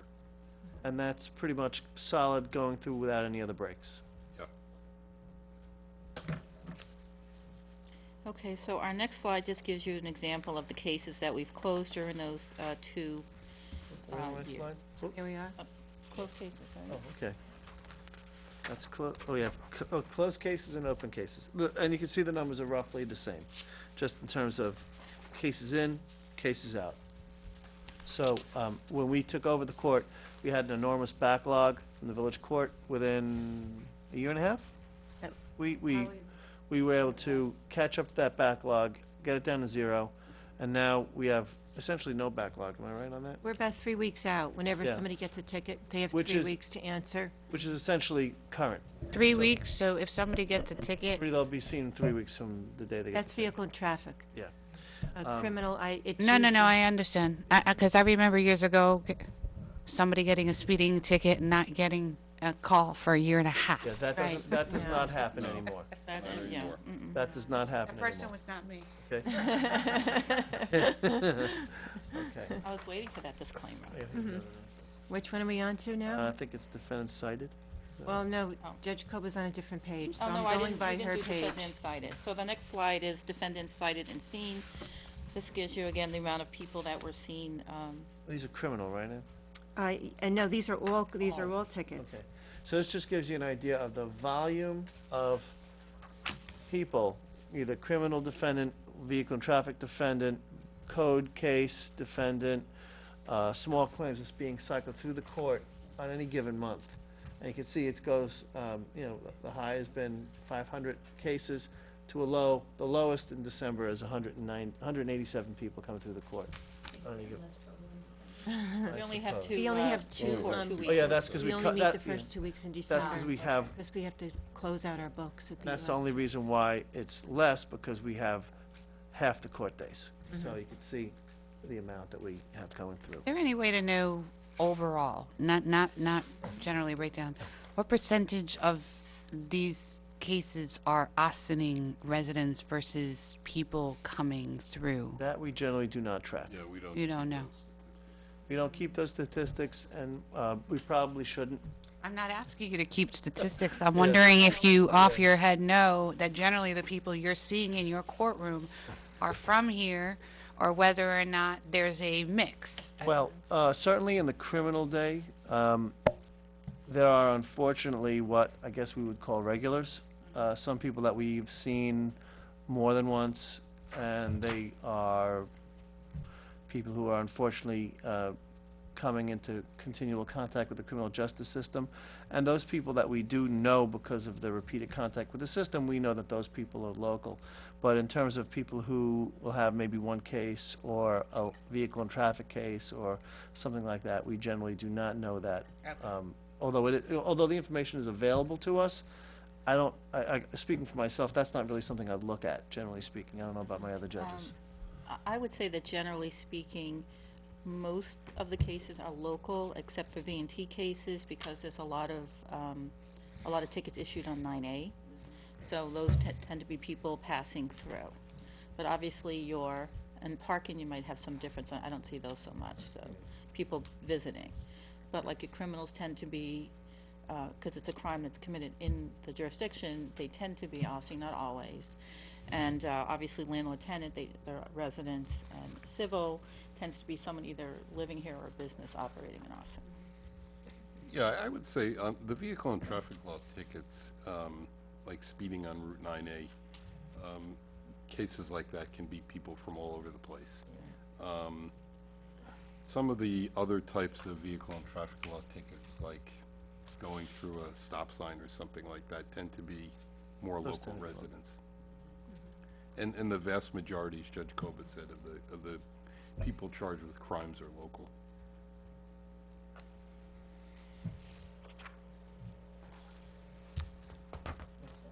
Okay, the next slide. What this is basically the Controller's Office keeps a list of activity that happened in the courts statewide at this level. And this is just to give you a general idea. Out of 1,220 courts, Austin ranks number 41 in terms of activity. We're number 10 in Westchester County, but out of the state of New York, we're 41st, bless you. Out of, who knew that there were over 1,200 courts Out of 12, in revenue and in cases. it means out of 1,220 town and village courts throughout the state of New York, we are the 41st busiest in the state of New York. Give me an idea of the volume. 10th in Westchester County, but 41st in the state, which who knew that there were that many courts in the state of New York, but the volume that comes through our court is quite a lot. So we mentioned that we had about 140 DWI cases last year. What we're going to do is have Ann discuss with you some of the paperwork to give you the amount of work that occurs on a DWI case outside the court, because it's a tremendous and very labor-intensive case that we handle. So if you just want to give us... Sure. We noted that in 2016, there were 140 DWI cases in the Justice Court, and they are quite time-consuming for the judge to arraign and for myself and the other clerks to collect and put together and create a file and keep it together, because so many laws have changed in a very short period of time. For instance, the Leander's Law now with the interlock device, that kept changing quite a bit when it was first introduced. So there's a lot of steps that we, as court clerks and the judge, has to follow when arraigning, and then to keep an eye on the case as we progress, and then finally to sentence the defendant at the end. Let me just fill in a little bit Sure. there for the people that are listening that don't know what we're talking about. Leander's Law is a law that was passed in New York State a couple of years ago as a result of a deadly drug driving case, and it mandated a bunch of things that courts have to do when they first come into contact with a DWI defendant. They have to look at the initial paperwork, and depending on the circumstances of the arrest and what the defendant did in terms of a breathalyzer test, in terms of a reading, or refusing to take a reading, we need to suspend the license. It means we physically need to take their license, fill out some paperwork. That's got to go to the Department of Motor Vehicles. That needs to be spun off from the court to another agency. And that has to be done within a certain amount of time. And then there are other things we need to do during the arraignment that we need to do by law. And the interlock, what Ann mentioned was, some of you may know that when someone is convicted of a drunk driving offense, they're required to install a device in their vehicle. They have to blow into a tube, essentially a breathalyzer, before the car will turn over. And that's, again, something that was mandated by Leander's Law, and we in the court are mandated with making sure that that's being followed and that the defendant before he gets sentenced after a conviction has complied with that, has gone to the appropriate monitoring agency within Westchester County, has had that device installed, and then we have to do other things, including making sure that that criminal defendant, if he owns, he or she, if he or she owns a vehicle, that it's installed, and if he or she does not own a vehicle, we need to get sworn testimony about that, and have various things signed, but I continue. What's the driver's abstract? Collect license, retrieve driver's A abstract. driving abstract, if I'm thinking of the right form, and sometimes I even get this confused, is you'll have a list of what offenses this driver has had in the past. Is that the abstract? Yep, Yeah. and that list if they're suspended or not, and how many points they've had on their license in the past. It's something that the judge will take into consideration when they are, when the case is progressing. She or he would send the defendant to a task referral, which is a office in White Plains that would monitor them week after week and send reports to us. And with those reports, along with their driver's abstract, they will make a determination at the end and listen to the district attorney and the defense attorney on what they're finally going to make an offer to this. Just to fill that in, what TASC is a monitoring agency that oversees people who are dealing with alcohol, substance, or emotional issues. They coordinate care, they monitor the defendant, they report to the court and the district attorney, and that's another form that we need to do when a DWI defendant is brought in. We need to get that taken care of and have that spun out of the court to the appropriate agency at the beginning of the case. Sorry. Is the driver abstract the same as the doll? Yeah, similar. It's Similar. almost just about the same thing. We run their client ID, which is on everyone's driver's license. And when we run that, we can tell if they're suspended or how many tickets they've had. But mostly it's for suspensions. If they were pulled over for driving with a suspended license, well, the judges wants to see at arraignment if A, they took care of that before they came to court, or B, they still have a suspended license, which means they can't even drive when they leave the courtroom. So that's a doll we run, and then if it's registration that they're suspended on, we run another report to see if their registration is still suspended when they first come in for arraignment. We do that all the Friday before court. Yeah, and by the way, this is not just on DWI cases. This would be, generally speaking, on our criminal day, there are other types of offenses relating to driving that are not necessarily DWIs. So, for example, there are various crimes. If somebody who is supposed to use an interlock device doesn't use one, that's a separate criminal offense. In that case, we would want to see the person's driver's abstract and what is commonly known as a rap sheet. It's criminal history report, because we want to see what their history is on arraignment. That's another thing that that our clerks and or the police officers in off hours run for us, so that we know their history when we're arraigning them, so that we can make decisions on whether or not bail should be set, orders of protection should be issued, things of that nature.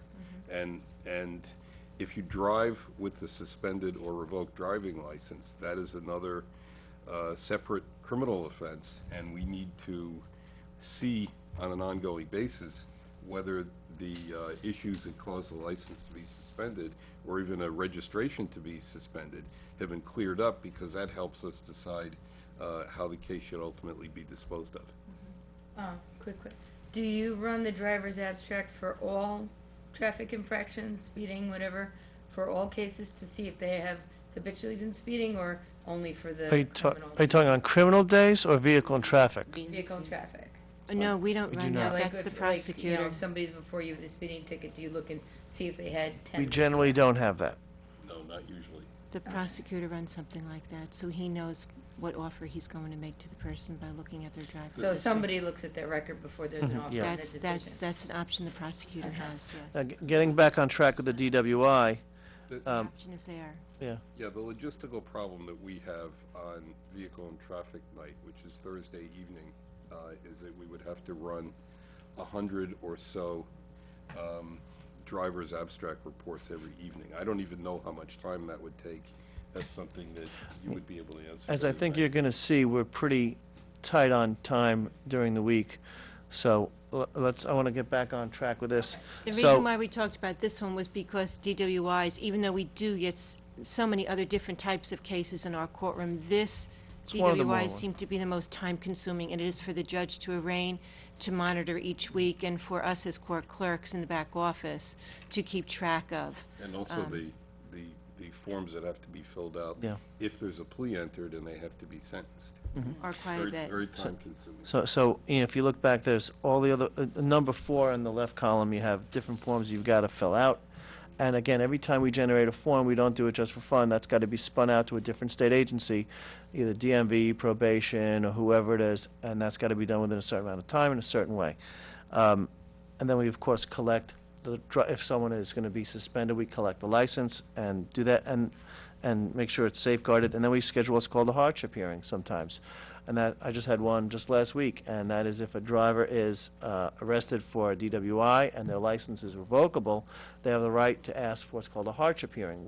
And within 3 days of the arraignment, I think it is, we have to have that hearing to determine whether or not, pursuant to Vehicle and Traffic Law, Section 1193, 2E, whatever it is, whether or not it would be an undue hardship for them to get to and from work, medical appointments, and school without a license. And there's a certain standard of proof that we have, and we have to hold that hearing. Just had one last week. And again, that's not on a court day. That's a separate proceeding on a separate day that things have to be prepared for and done. And that can happen off of any week at any time. I don't know if you want to pick up with after arraignment. Okay. And after arraignment, depending on what, and I have certain forms here too of what the judge sentenced the defendant to, it depends on what they're being sentenced to, which will determine which forms they're getting. So there are several here that I have for you. We have to update their, it's a CDR, which is information from their rap sheet, which is when they're fingerprinted, when they're arrested. We take that and we close out the case, so it's on their rap sheet, so there's more criminal history should they ever be arrested again. We have to close out with the 18B attorney that the judge has assigned, should they qualify for one. We are in touch with the district attorney's office daily, several times a day on different cases. And then we, depending on where the case goes, either it's closed out or we continue to monitor it, or if we're putting them out on probation, we have to adjourn that out for 3 months for the probation to be in touch with the defendant to interview, and then they come back with a report to the judge, and that will decide what he or she is going to sentence the defendant to. So the There's a lot of watching and following. So the real takeaway from this is anytime we are doing anything in the courtroom, that is going to generate paperwork. That paperwork is going to have to be processed and sent to different state agencies in a particular form, particular time, including district attorney's offices, legal aid offices, Department of Motor Vehicles, any number of state agencies that deal with the criminal defendants at various stages. Probation Department. Our clerks will, if someone, for example, takes a plea, and it's going to be something other than a simple discharge, anything that involves over 6 months of jail time or a probationary sentence, we have to coordinate sending that defendant to the Department of Probations, making sure that they're seen, and then that what's called a pre-sentence interview report is sent back, because we are not allowed to sentence them to that type of sentence without a pre-sentence report. And then we can go ahead, once we have all that, then we can do the sentencing, which is more work. Right, so we're going to bring you through more of the walkthrough. Again, we've talked about, and Judge Twill just did this, about the different steps we have to do in following the defendant as the weeks go on before the judge sentences that defendant. So now we're on, this is taking the plea again. This is Judge Kober. We're on the walkthrough continue once defendant has taken a plea. I think and sentenced to probation. We've pretty much just reviewed all that, so you have an idea of the different options the judge has. And that's just giving you an idea of the And this is different just for DWIs. documents and agencies that are involved. So revoke through DMV, do the criminal disposition report, send something to to the Department of Motor Vehicles. We have to do a defensive driving program and mother against driving forms, and those have to be sent out and processed. then you can close out the case. Once all that paperwork is done, and that's just on one DWI case. We get it. Just in case you wanted to know if we were listening, we It's get a, it. it's a course that they have to go through and complete and provide the certificate It's to a the lot of court. work, got it, paperwork, lots of agencies, lots Yep. of steps. Before, Glad after, you get it. during, Okay, Yeah, Got it. I'm sure you don't all wanna right, do that. with you, okay, feeling the pain. good. Well, not for us. So that gives you an idea on it on a of daily what basis. happens on any given case, what gets spun out. So, how do we get to that? How do we get to where that happens like clockwork? Next slide. This is what we gotta do to prepare for a criminal court day, okay? So Judge typically, Colbert, go ahead. this is, in order to prepare for a criminal day, that's clerks start preparing, I believe, Wednesday or Thursday before, right? Right, because it's the day after the court that just took place, so we start, like tomorrow I'll start, because, let me see, Judge Twill goes next, so we'll have to start being prepared for next Tuesday, because we just had court today. To ensure the smooth running of the court, like I said, we have 80 to 100 cases on. Every closing of a case generates paperwork. Either you've got the fine that has to be paid, that involves the people at the window and closing out the case. A lot of them end up with permanent orders of protection that have to be processed and sent to the registry. You have, if they have even a conditional discharge, which is a relatively minor form, you still have a form that gets filled out with that, and you have to deal with the surcharges and penalties. A lot of times, people can't pay the surcharges that are mandatory, it gets converted to a civil judgment. So this is all the stuff that gets generated, that gets sent to the DA's office. So even on your routine, relatively simple case, there's a lot of work that goes into it that the public does not see, because our clerks prepare it and we're ready to do it from the bench, and then we just move on. And then they have to take the next step and process that out before we move on to the next case. So criminal days actually take a significant period of time for the clerks, because then they gotta close out all that stuff that happened in court on Tuesday as well. So that's sending the orders that you get, or the fines that you get, or the closings that you get, or adjournment letters. So it's like self-perpetuating on the criminal. One of the things that I always complain to my clerk You don't about. complain, do you? I Not me. know, no, not that Judge if Twill, no. I will close out this many files on any given day, and then I'll come back a few days later and there's this many files in my box, even though I've closed them out, that still need to be processed and things signed and paperwork done, and That's what my husband says about the dishes. You know, it's like the put the dishes. dishes away, you unload the dishwasher, you eat, there's that many dirty dishes again. That is true. All right, should we move on then to the orders of protection? Judge Cobra, you just talked about that. So let's just go over this a little bit more, the cr- What do you want? Well, also one thing, so we have a staff of, what is it, 5 full-time or 4 full-time? 5 full-time, 1 part-time. 5 full-time, 1 part-time. So we essentially have 2 clerks who are spending the vast majority of their time processing the criminal cases. Then we have 1 clerk who, we won't get into the financial, in heavy detail anyway, into the financial reporting that we're required to do every month. No. although that's, But we basically have 1 person who's our finance person.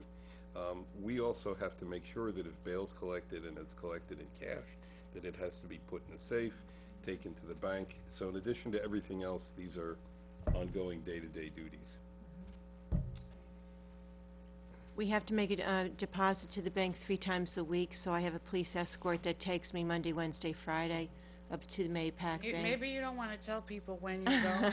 no, she has a police But I escort. have a It police, doesn't matter. Police escort. I have a police officer I still with me. wouldn't, I Trust don't the Ossining care. Police I Department. wouldn't necessarily say what days or 3 days a where week. or what bank. And just so you know, all the information we're talking about here, we haven't even gotten to what happens at the window on a daily Right. basis. Yeah, this is just some criminal This stuff. is really just criminal, which Maria and I do mostly of. I mean, but we could never do it without the other 3 who certainly do help make it all go smoothly, but that's a big bulk of what we do as court clerks, mostly the criminal. Well, before we get to the orders of protection, I just want to want me to go step back back? to the before, I mean, because this is important to know. So you look at, if you're looking at the, what has to happen before we get ready for court. So obviously you prepare an actual calendar that goes outside so people can see their case. And of course, it's the prepping of all the documents, orders of protection. An order of protection is a 1 or 2 page form, depending on the type of order of protection is. And the individual who the district attorney is seeking protection from is written on that document probably about 12 or 13 different times. And that has to be generated for the judge to go through and make sure that those appropriate protection boxes are checked off. In addition to other documents that go in. And that has there's to a- be read too in the Has to courtroom, be every read in line. the courtroom. There's a jail list, because in addition to people that walk in through the front of the courthouse, we do have people that are incarcerated, and those are brought over from Valhalla, and we have to maintain a list of the people that are coming in and out of the back of the court, of the police station through the jail list. We know that we've seen everyone on any given day. The DAL and the RALs, the driver abstract and the registration abstract, every time we have a case for what's called aggravated unlicensed operation of a motor vehicle, or someone that's gotten their license suspended because they don't pay their tickets, and we have a lot of those, we need to get that printed out, attached to the particular file, so that when we see a defendant, we know, okay, this defendant has 5 suspensions out of Greenberg and 4 suspensions out of the Bronx that need to be cleared up. And we don't just need to see that once, because we'll see that the first time that they've come to us with their 8 suspensions or however many there is, and then when they come back a few weeks later, we're going to go look at it and say, wait a minute, okay, you had 8 suspensions, now you have 6, and that's great, but why aren't you clearing up the other 6? What are you doing? That has to be run for every one of these cases that we have that involve aggravated unlicensed operation of motor vehicle every week. In addition, when there's sentencing to be done, the sentencing documents, including the pre-sentence reports, the actual commitment if they're going to jail, the probationary form. Just can I ask you a question? You keep talking about they have to be run. So you're saying printed out? Have to be They have looked to up be on the computer, closer. printed out, and attached to the file, so that we know if John Doe, who had 8 tickets, that are having, and 8 I suspensions think out of she different understands why you're Just out of- doing it. out of Yeah. I think what curiosity, has to be like, printed out. I thought that prior to my service on the board, that there were some computers that were purchased for the courts that you don't have to actually have everything physically printed Well, out. Is that a legal Well, first of all, we requirement? need to hand it to the district attorney and the defense attorney so that they know what the defendant and their client is dealing with. Because the criminal defense attorney, when he gets assigned to a case, will need to know, I've got a client standing next to me, and I've got to help this client clear up his tickets in Greenberg and the Bronx, and I'm using that as an example. So we need to print that out to hand to them, because even if we have it on the, at the bench, which I don't think we really do, because we don't have this set up there, it wouldn't help anyone if we just see it. The district attorney needs to see it, because he needs to know what is going on in terms of his sentencing position, and the defense attorney needs to have it to see what he can do to help his client. And that has to be printed out, usually in triplicate, one for our file, one for the DA, one for the defense attorney, on each case with that. Okay. Then there's the various sentencing documents, and depending on the type of case, the sentencing dockets can be a few pages to a few inches of pages, okay? Make sure that the task reports we spoke about, that's that monitoring agency that deals with people. Make sure those are usually they're faxed over, I think, from the agency to the court before the court date. Those have to be paired up with the file, so that when we see, Joe defendant A, who has a problem with heroin, we need to know, is he going to his heroin treatment or not? Okay, and then, of course, there's the hearings and all that. That's the things that have to be, just the really threshold things that need to be generated before a criminal date can happen. And that's just sort of the generic, non-specific, general thing. So, I think we're talking about orders of protection. I think we sort of covered that We covered already that? in collection of bail. Okay. Okay, I'm a little ahead of you on Oh, that. you had, so walk through, okay, Right, okay. oh, sorry. it's getting late. We did this before criminal Bail. court, so orders protection, collection of bail. Are we on that page? No, I think we talked about that already. So, Okay, life of vehicle life and of a vehicle and traffic traffic case. Okay, that's where we are, Nancy.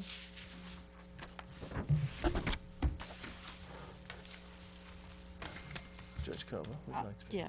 No, I think that generally they can read this because it is getting late. We have a time. Yeah. But Okay.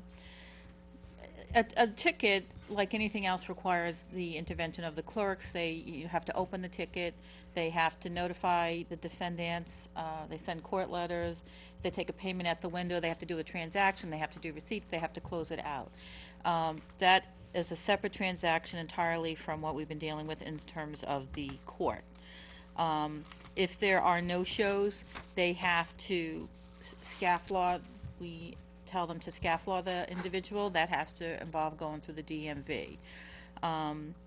So this slide tells you what they do generally. I'm not going to go into it now because it's getting late. So let's move on to the parking ticket issued versus disposed in 2016.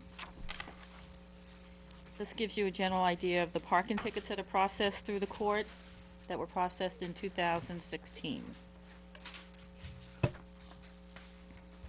How can you dispose more than you have? They carry over Because from they the month. carry over from the prior. Okay. I Yeah. was like, I actually meant to ask that earlier, too. 'Cause it- Yeah. Yeah, because they carry, this are running. so- got it. Breathing. I don't know, so, and We're of course. paying attention, you see, we're Yeah. paying You are, attention. you are on it, no Yeah, doubt. you're on it. In any event, as you would suspect, most or the majority of the parking tickets are processed through the window. So this is the work that the clerk's doing on the window regularly. Yeah, And we take approximately $40,000 a month at the window alone in parking tickets, and that's really in increments of $15 to $30. So that, our windows are busy all the time. So roughly each month, we take between, I'd say, You maybe guys stop talking 30. about the money, you're I making me know, nervous. A large, But well, just let you know the flow of traffic that comes in there, and then how many of those tickets have to be closed out at the end of the night, and they're in very small increments at times. Yeah. Sometimes people have a lot of money $10, to pay. and it's right, or 15 to $20. 25 or $30. And then at the end of the day, you've taken in, I don't know, a yeah, lot of money. a lot of money. We A got lot money. of money, all right, so we're dealing Okay. with basically 1,000 to 1,100 tickets right. Twice, to right. set the window. It's in cards, right. Okay. So, and we moving on from parking tickets, landlord-tenant, I'm sure you're all familiar with that. Out of the landlord-tenant cases that we deal with, we have legal services in the courtroom to assist with eligible tenants, because it's a protected right. We, Oh, no, wrong slide. we're still on parking. oh, I'm Okay, sorry. there we are, there we go. I'm jumping ahead, No, okay, because it's getting late. got it.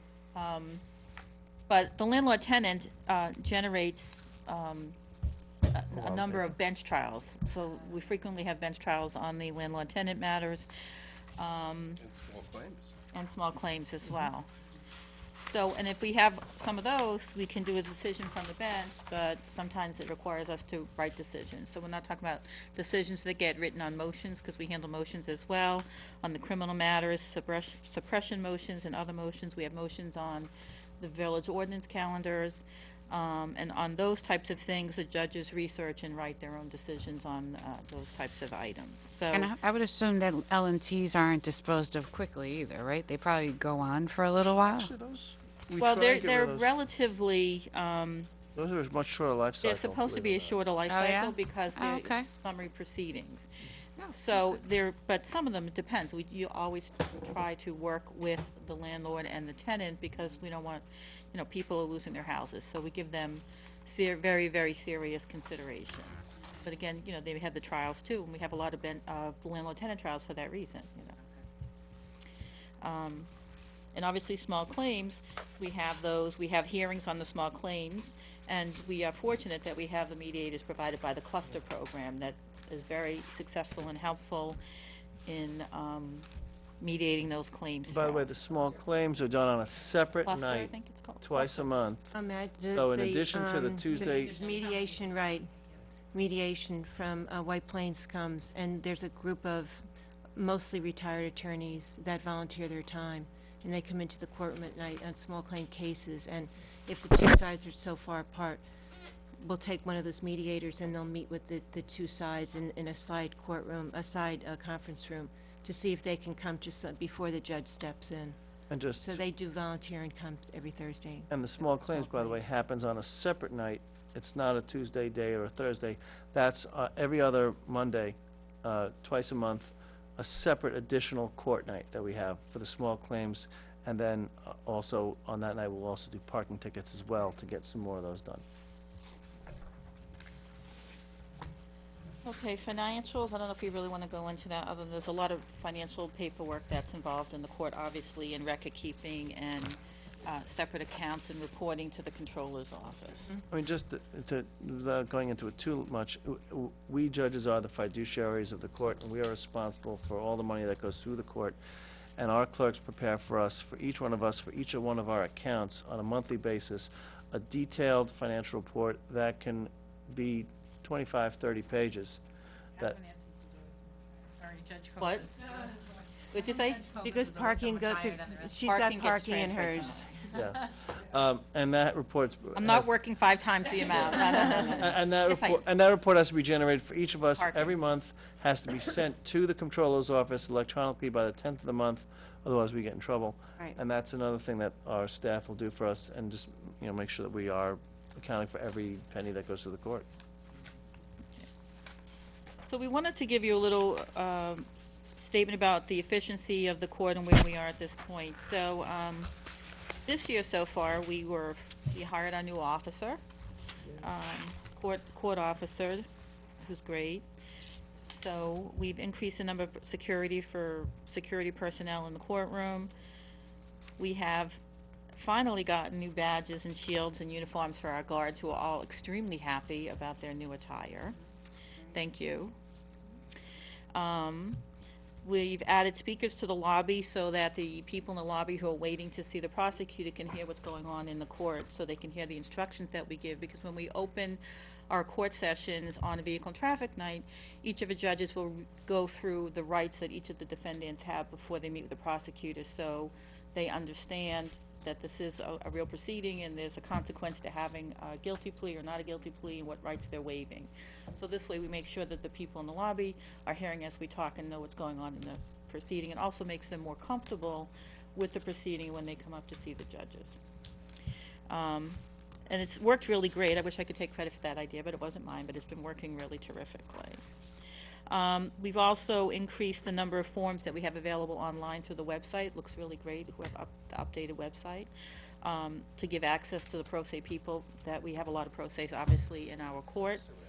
And we have also provided brochures for Immigration Assistance Center through the 18B program, so people can go and discuss with them any consequences they may have of their plea under the Padilla Court from the Court of decision from the Court of Appeals. And we've also taken steps to try to reduce the paperwork coming through the court. So we have a procedure where equipment violations that can be repaired within 24 hours, they come to the judge directly and then get dismissed within that time period under the statute. There's a process where you have other tickets that are parking tickets or whatever. They can also have a process where they can submit a request to the prosecutor's office about whether or not they have a basis for having that dismissed. The prosecutor reviews it, submits their recommendation, it comes back into the court to the judges, and we make a decision at that point to try to eliminate some of the appearances in court if we can do that. Is that something you implemented fairly recently? No, it's been for a while now. Yeah. And we also have our credit card machine, which we've done. We've upgraded the court recording system. We have language line, obviously, for people that are non-English speakers coming into the courtroom. And we have a new server to ensure that we have adequate space in our court. So it's really, thank you, everybody. It's really getting technically terrific. Now, Judge Reisman can talk about one of the issues that I know there were questions with the board that we're working on in terms of the guilty pleas. I mentioned this a couple of weeks ago when I saw some of you. So if you want to talk about the status of that. Yeah, we've. Is that the next slide? I'm sorry? No, we don't have a slide on that. We don't I'm have sorry. a slide. Oh, we don't Yeah, have we it. do. Town of court last Oh, night. down in court. Yeah. Yes. Here we go, here we go. Oh, that's right. So anyway, I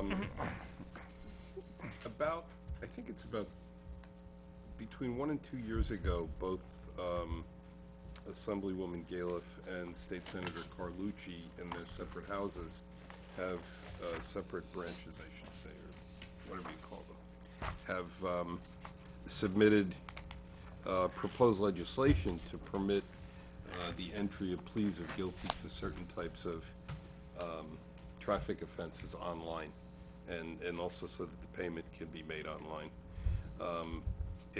It hasn't been passed yet, it's not law, therefore we can't do it, at least as a town court, but we're working on it. I've spoke to someone from the New York State Magistrates Association several months ago, who said that he was putting it on their legislative agenda. Haven't gotten an update, but. No, they did. I'm sorry? They did. They did? Okay. So it is on their agenda. And so I also spoke to, there was the chief administrative judge for the 9th Judicial District, for the Justice Courts, who retired recently, but I spoke to him about this. We're doing everything that we can as judges to try to get this legislation passed so that we can make our operations even more efficient. Obviously, anything that you as legislators can do to push that along would be appreciated. Did we get a copy of this already? I can't remember if we got a Yeah, copy sure. of your letter then, and, I mean, think I so. feel like it was last year, and I don't remember if we sent a letter ourselves, but we certainly could do so. I know there's a draft of legislation, I think, Assemblywoman Galiff has it Yes. in her office. Well, maybe just after this, if you can send us the letter that you sent, and we can just tag on to that. Can you? Maybe the town associations, or association of towns can get I involved do in it, think like we the introduced, magistrates? we introduced this to them last year as part of their legislation. I don't think they took it up. No? Don't remember? Do we know if this is a function of town versus cities? Yes. Okay. So cities, so for all those people out there who are saying, but I do it when I go to White Plains, or I can do it when I go to New York City, the issue is that cities, for some reason, the state has made extreme designations between cities, towns, and villages, and what each of them is allowed to do. I, for the life of me, cannot figure it out. And I, will work as hard as I can because there are a few places that this is a concern. But for all of our constituents who want to know why they can do it for White Plains in the city, it's because cities are allowed and towns are not. I don't know where villages are involved. More complex than that. New York City is completely unto itself. Onto itself, yeah. Their traffic, all of their vehicle and traffic law cases are handled by administrative law judges, not by Actual judges like ourselves. Then you get into all the other cities in New York State, and there's a separate law that relates to how they administer vehicle and traffic law cases, and then there are the towns and villages. So, because our authority is different from theirs, unfortunately, we can't do some of the things that they're presently able to do. But hopefully with Assemblywoman Galoff and Senator Carlucci pushing it through, it'll be successful and we can go back to doing that. Yes. Well, fingers crossed. Okay. Okay, that's it. Do you want We- to talk about your other technology you're doing? Oh, Use yes, Scannin? we are We've began it. also, We've begun. oh, very good. Okay, so, we have, well, everybody in our office is talented, and I know I'm biased, although I'm a judge. I'm biased in favor of our staff. But, they're all very good, and they all have different roles to play. We have, and Ann is basically the team leader, I think I can safely say that, right? So in any event, we are attempting to automate our own records. And I think that we got a grant, right? We have a scanner that we use now, and we've Yes. started with small claims cases. And so because we have so little space to store any of our records, we're beginning to scan them in now. And it's a process that we're going to start with small claims and work our way up to civil cases, Right. and then eventually to V&T, and then eventually, when we can get far enough. So we've been working on this for about a year and a half, and as I said, we got a grant, we got a scanner, and from time to time, there are always discussions about what it's like to bring files from the courthouse. We have limited space down there, so then after a while, some of the files have to come up here and sit upstairs somewhere, and we'd like to try to eliminate the need to do that going trying. We forward. don't want to We collapse don't want to let the the roof. supervisors have them. No, I mean, as long as you have a way moving forward when software is updated or programs Right. go out, you know, that there needs to be Yep. a next step, because I think we've run into some problems with records, that's- specifically police records, Yeah, over time when they were entered into a system, and then, I don't know. right, this is the former town. Always police. a problem. Yeah. Well, we could have software through the court. Right, we just upgraded, we just purchased a new server in our court, and we did that through a grant. So Craig put that in. We gotta coordinate it. How long do you have to keep your records?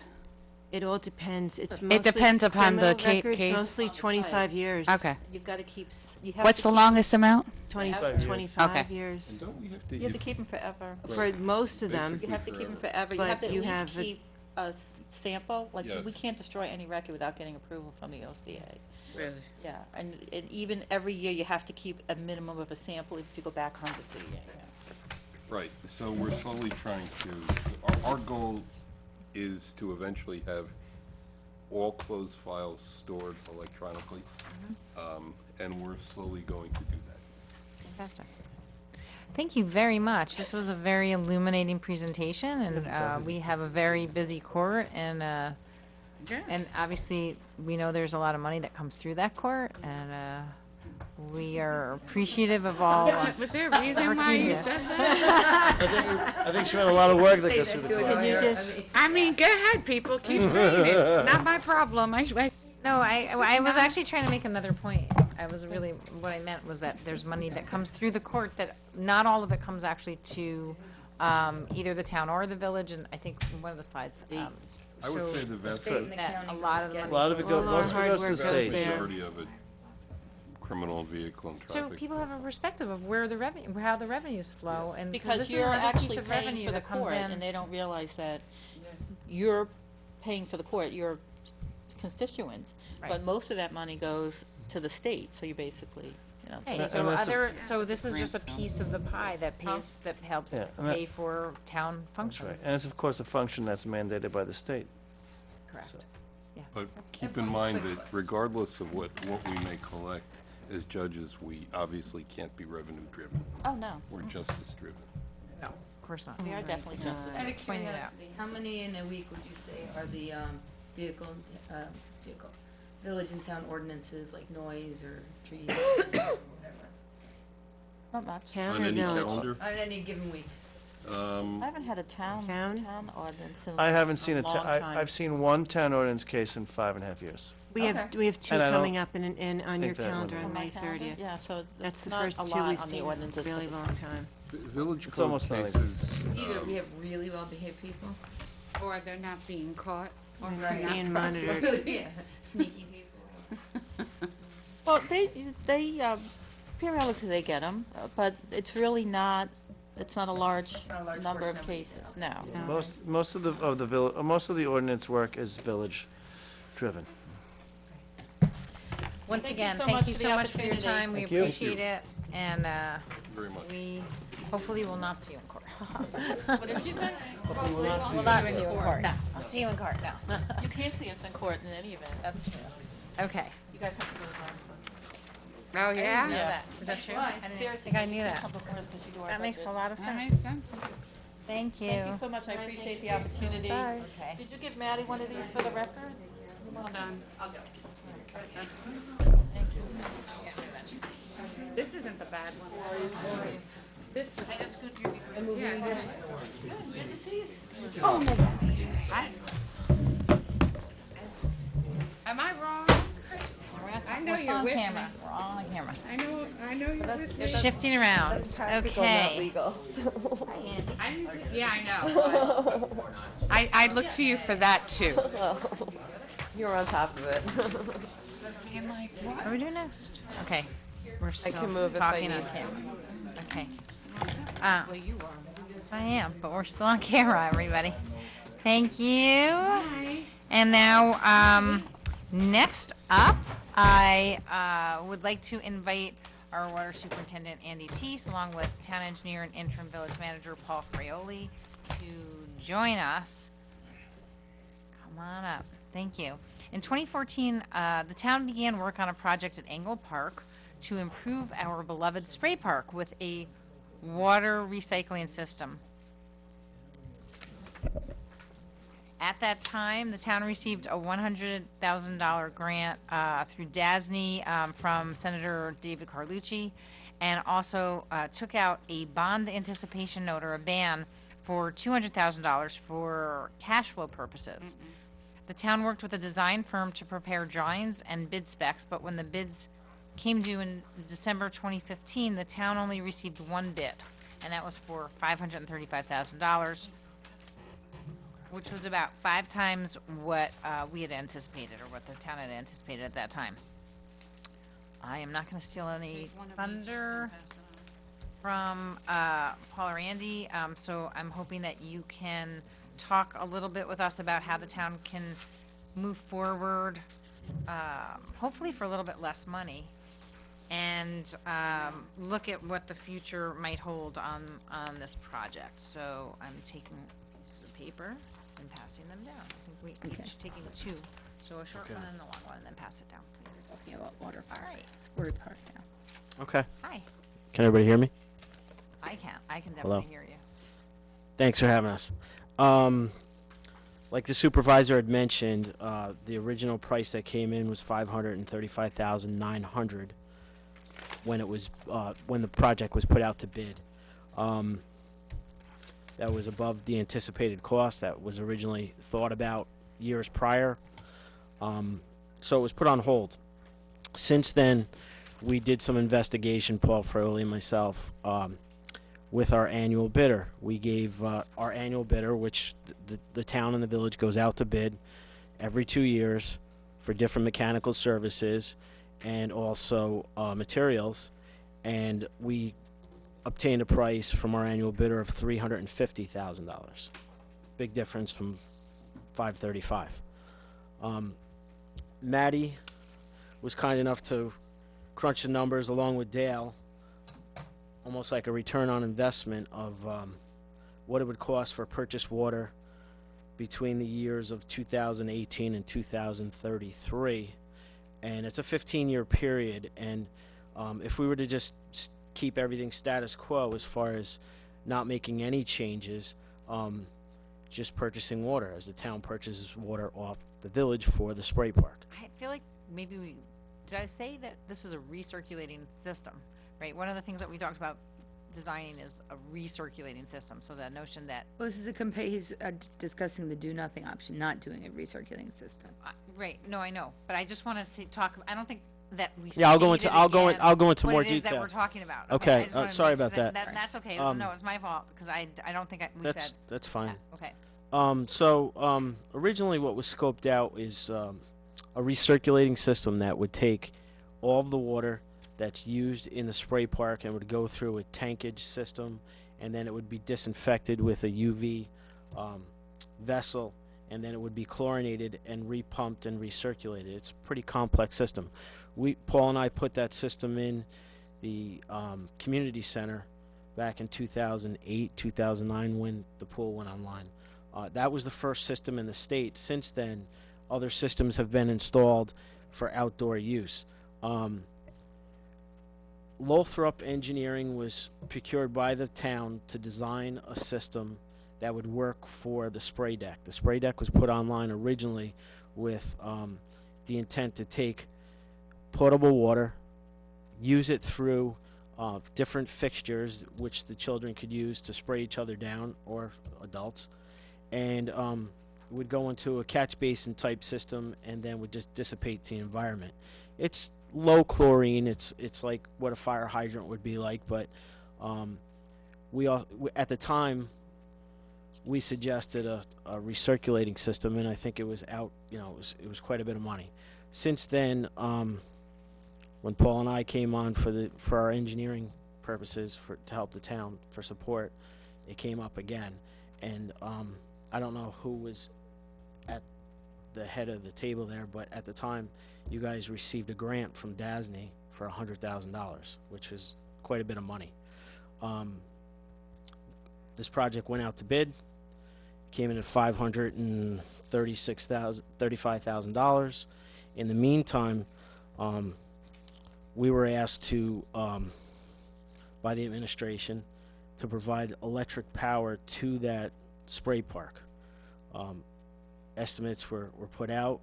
The town hired a contractor. The town used in-house forces to dig the trench, and the recreation foreman pretty much managed that whole job, where he ran power all the way from the bathrooms all the way to the guardhouse. And the reason why was we needed extra power for this disinfection system, a lot of power. It's more of a source, not so much like a daily usage. It needed to provide enough voltage and enough amperage. So that system was installed before this went out to bid.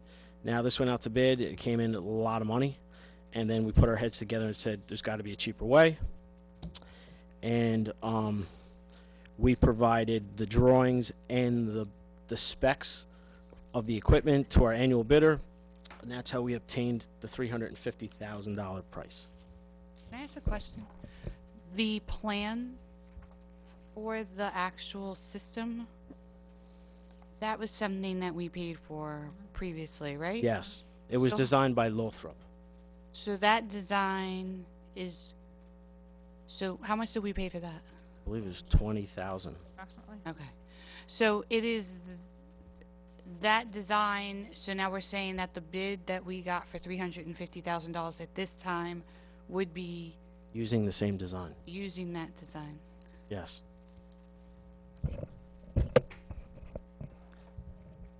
I'm glad you said that because it's a good segue into what I wanted to add to Not because it was just a brilliant question. that. Yeah, that too. It's 9:45. I gotta, get away.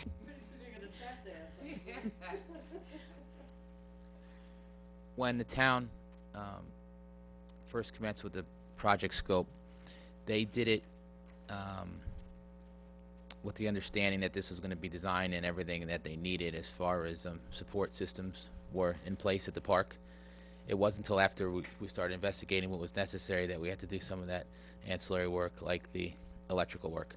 And we wanted to do it up front instead of putting it into the bid package, because the pool specialist that was the subcontractor to the architect really specialized in the treatment system. The treatment system, and I'm talking about the electrical work, that expenditure. The design of the spray deck, very similar to the process that we went through with the natatorium addition down at Caputo Center, was something that the health department takes a proposal and they review and they go from there, because it's not something that they have fixed. It's not non-collected water. In other words, the spray and dump systems that don't have collection pools, like a swimming pool, where they know what the treatment system is for a swimming pool, is something new to them. The state just started going to UV when we went through that spray deck system down at the Caputo Center, and that's something what they're following through with. But there's a few different things out there for UV disinfection. So they take a proposal and they design it around the gallonage that's used in the park and the collection system that exists. That's what Lothrop did. They went back and forth and they settled on this system and approved this vendor as part of the bid. The bid itself, when it went out to public bidding, was not bid with options on that system. That system was a predetermined option from a specified vendor that was approved by the health department. So it wasn't like people had the opportunity to come in and say, well, I think I'm going to do this and I'm going to do that, and this is how I'm going to do UV disinfection. It was, here's what you're going to build, and here's all the site prep and piping and minor electrical work that you have to do to make this work. Unfortunately, and I really think it was a large part of the fact that it's not your typical bid that goes out to public bidding. Not a lot of these systems are in place in the state, and I think because of that, we didn't really get a lot of interest, and that's why we ended up with one bidder. And we went back with that price. We felt that one bidder, whether they knew they were the only bidder or not, or maybe it was because of his antsiness with the system, bid high. So the town board at the time decided to discount that, because we didn't think it was not even close to the architect's estimate on the cost.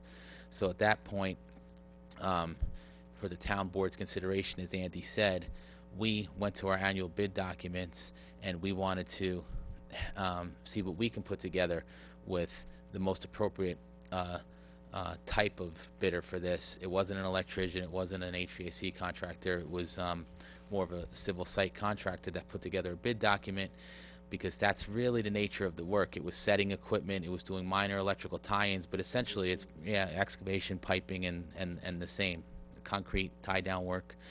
And that's what needed to be coordinated with a prepackaged system, which pretty much had a fixed price.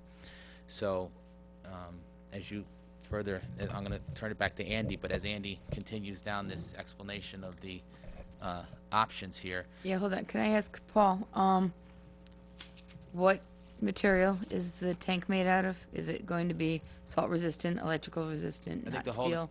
the holding tank, I believe was fiberglass, I'm pretty sure, and it was also, it was also elevated and protected from the, it had to be elevated and with tie downs to pull all the electrical work out of the new FEMA regs and high water levels that your design has to follow. So where are you planning on putting the tank? So the tank was gonna be put right next to there was gonna be footings put in right next to the, The old guard shack? right next to the guard shack, but it's gonna be buried. It has to be tied in.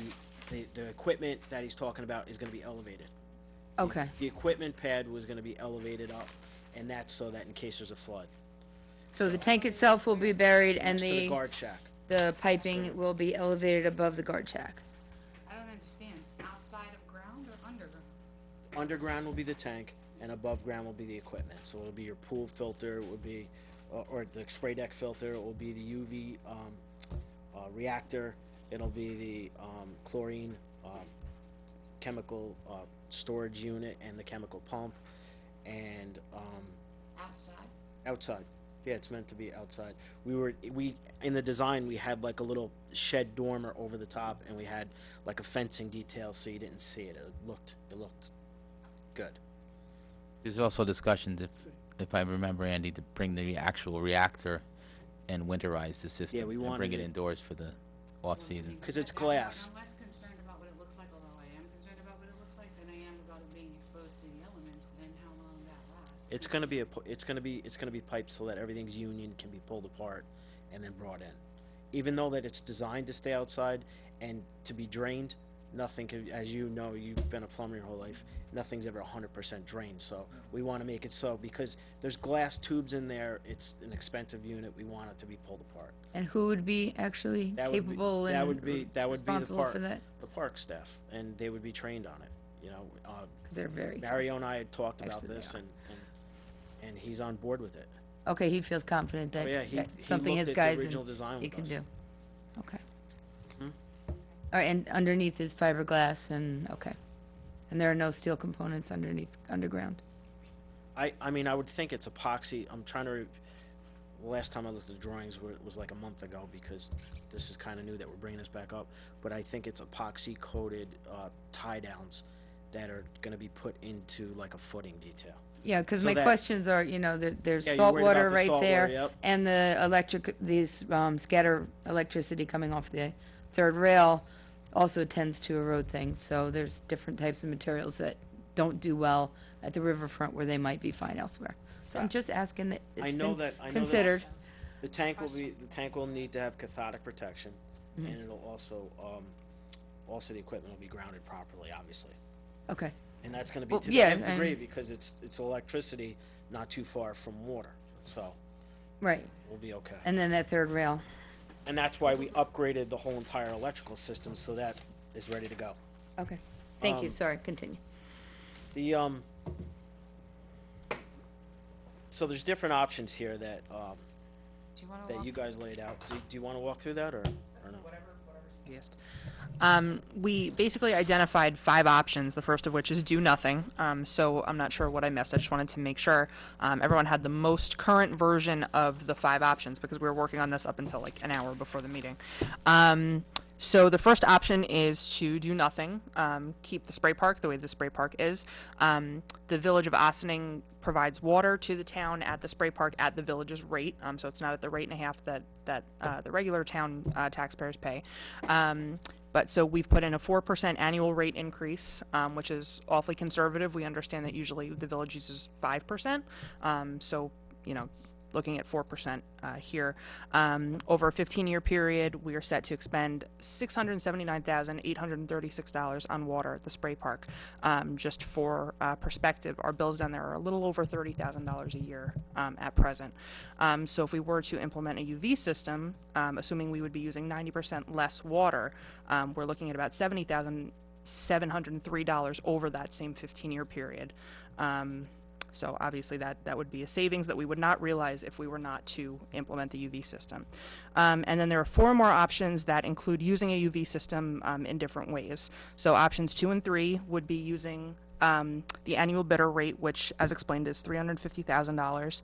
And then the second 2 options at the bottom, 4 and 5, would be using the amount that the 2015 low bid came in at for $535,000 and change. What we sort of recommended after crunching the numbers, and you can see based on the spreadsheet sort of how we came to this point, and at the very wise suggestion of our Deputy Comptroller, Dale Ferrara, we would be hoping to pay back the remainder of the ban in 2018, and then when we get the $100,000 from DASNY, applying that also to the balance of the ban, and then paying the rest out of general fund balance. Kind of.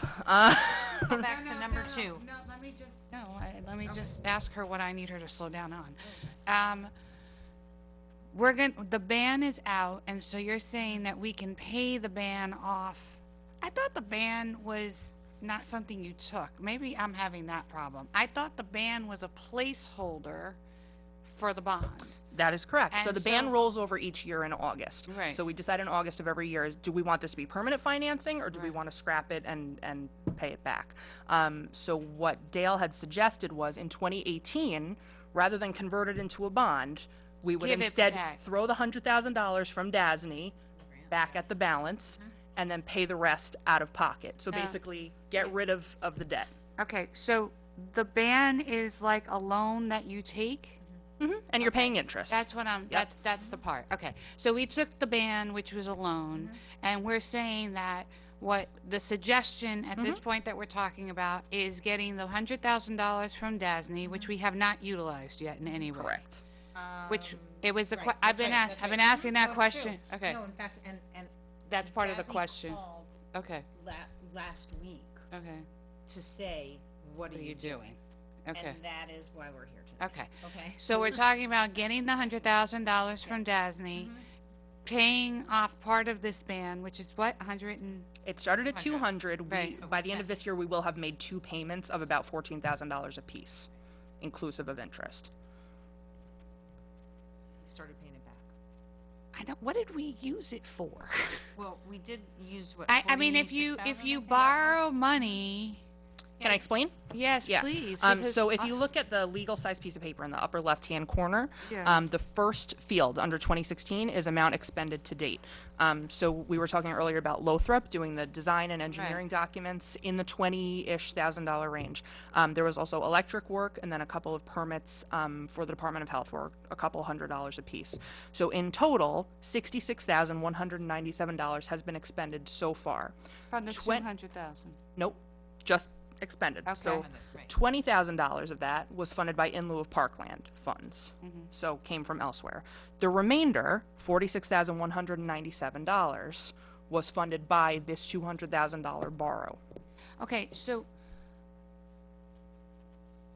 if we have a $200,000, it's late, so bear with me. I'm with If you. we have a $200,000 borrow, and we've only used 197,000 of it, then why do I have to use $100,000 of DASNY money to pay it back? Don't we have the $160-something thousand sitting in an So account? you had the $200 in your pocket, Right. right? And so far you've paid back It'll You be spent. $28,000 by the end of 2017. You've paid it back on the 200,000, but you had that 200,000 in your pocket, and of that 200,000, you also spent $46,000. You could have spent it all right at the beginning. You would still have to pay it But back if I have $14,000 to- at a We time. still have the rest in our pocket. We have it still in our pocket. So why don't we just give that back? That's what we're gonna do. But no, but you're saying we're gonna use $100,000 from the DASI money to give it back. And I'm saying, don't we have it to give it back? But we're talking about actually going forward with the project. If we go forward with the project, why would we want to give it back? We're gonna have to pay a contractor, so we won't have it in our pocket anymore at that point. Okay, so what we're saying is we would take the $200,000, of which we've expended some amount of $46,000. We're going to use the rest of that ban to pay for this project going. Correct. So we're going to use $100,000 from DASNY to pay off the ban because we're now using the money. And then where's the extra 46 coming from? It's actually 60,000. It's gonna come from general fund balance, General fund. And that way the ban will have been paid. right? We will now be we will be 160, 50 something into, no, we won't. We will be 150 or so, give me whatever the math is, into paying this $350,000 project, which means then we would then owe 200,000 left. Which would be paid for by the savings on using 90% less water 3 times over. in a 15-year period. Because That's how sort will of we what's pay the difficult rest of to- it? We're taking out another ban in this No. scenario? Nope. So we're not recommending that. What are we recommending? No, we're not going to We're need to. paying it off over time with the lower bills, with the money amount saved No, over lower bills. we're gonna pay it up front, and we're gonna float it from the money that we have in hand, but over time, Right. No, I know, but we have to pay it off. We have to pay. Where's that coming from? We have to pay the project off. Where's that money coming from? we have the $150-some-odd-thousand in our pocket, No, right, that I from get. We're right talking now. about 200,000 or in y pico, as we say in Spanish. 200 and a little bit. Where are we getting that? Yes, so the 60,000 from fund balance, Okay. and then probably an additional amount from fund balance, which will be paid back in the operating budget over time, from not having to budget that $25,000, $35,000, $45,000 a year each year. But we can't give a contractor over time, right? So That's what she's saying. So we're taking- You're taking it from fund balance Oh, and we're paying taking yourself from- back and instead of then- paying and then interest you- on the ban. Okay. Okay? Now I got the whole picture. There are a lot of How that works. pieces. Is our So fund also- balance that Yes. robust that we can do? I'm asking. I don't want to hurt our little bond rating. It is. It's what? It's, I don't wanna it's- hurt- we have yeah, okay. a healthy fund balance, and we don't have a lot of money that we borrow. We have Right. a very, very low rate of borrowing, so Okay, so to recap, this would continue that. to pay 350, which is what this bid is. And do we think that that's a? I know that you can. Yeah, I was gonna say you can never guarantee. I get that, but do we have a pretty? Do you guys believe that we have a pretty good handle on any possibilities in terms of leeway or how much? I think we're close because Okay. that bid was a year ago, and the equipment should be Your mic's not on. press the Just button. press the button. I believe we're very close because the proposal was a year ago. We spoke to the contractor verbally, and he said when you're serious, he'll look at the equipment. I mean, I don't see any major escalation in cost of this equipment. So I think the contractor's going to honor it very close. We'll know. I'll update this proposal, and I think we're okay. The thing is, the only downside is you're looking at a 16-week lead time on this equipment. You're talking 4 months. Right. Once, if you guys pull the trigger, it's 4 months. It'll be the But we're talking about fall. the fall. which is fine because you don't want to close down the spray park for the summertime. So it's And one of the other questions that had come up, I just want to clarify, is we were looking at resurfacing, so that's obviously something we wouldn't do until after, correct? yeah. And I know Mario has obtained prices from different vendors Correct. to do that work. So It's something that has We'll, to be done. that anyways. yeah, definitely, and that would need to be part of that. Concrete needs to come up. Some of the drains need to be re-piped. So Right. it would be wrong to do it now. Okay. Let's do it after. I just want to ask a question. You said that, excuse me, that you don't have too many contractors doing this. Maybe none, one or two, right? Did you know of? Then you guys will have to spend a lot of time there overseeing it, because you did We will. did the pool, right? Yeah, we did. I mean, it was the first one in New York State, and Paul and I were trained. We provide services, obviously, to the village on the system that's existing there. It's, this will not be as sophisticated, but it'll be the same principle.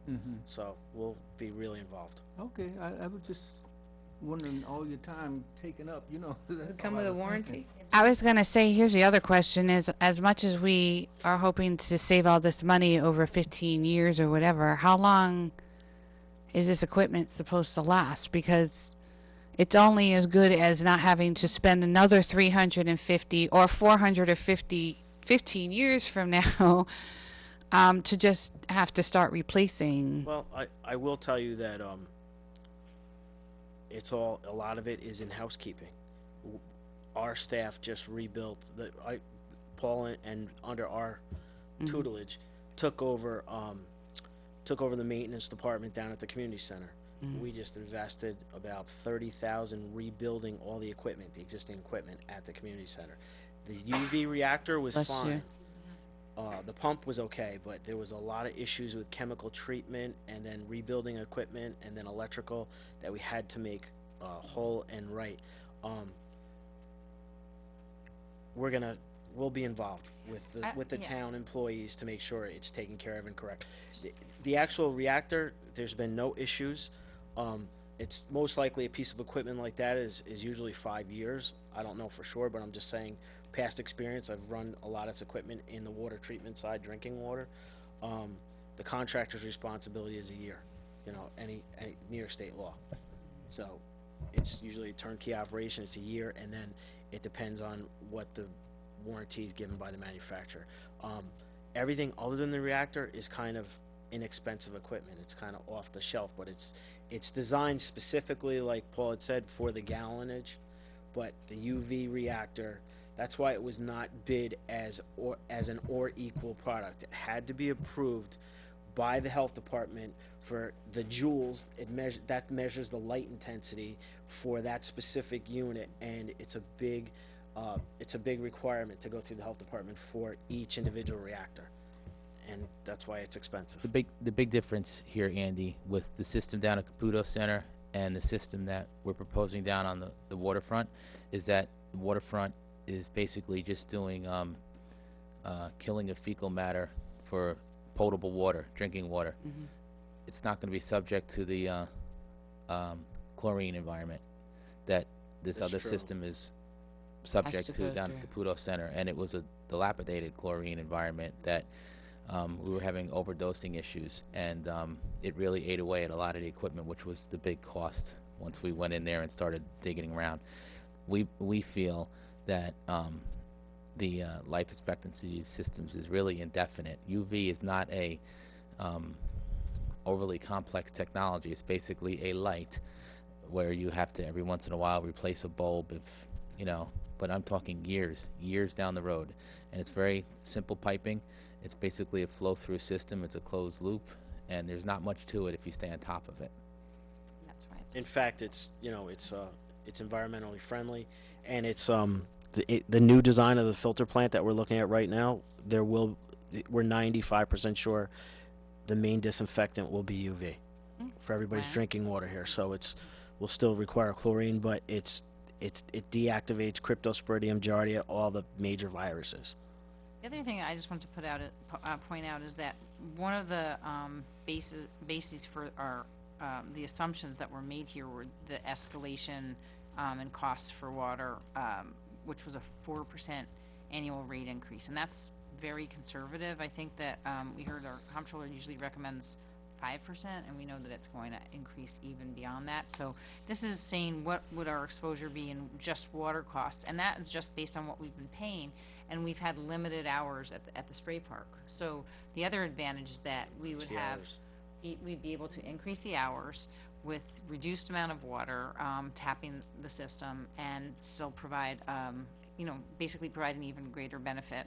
And in the long run, it seems like that's gonna be, a big savings to the town.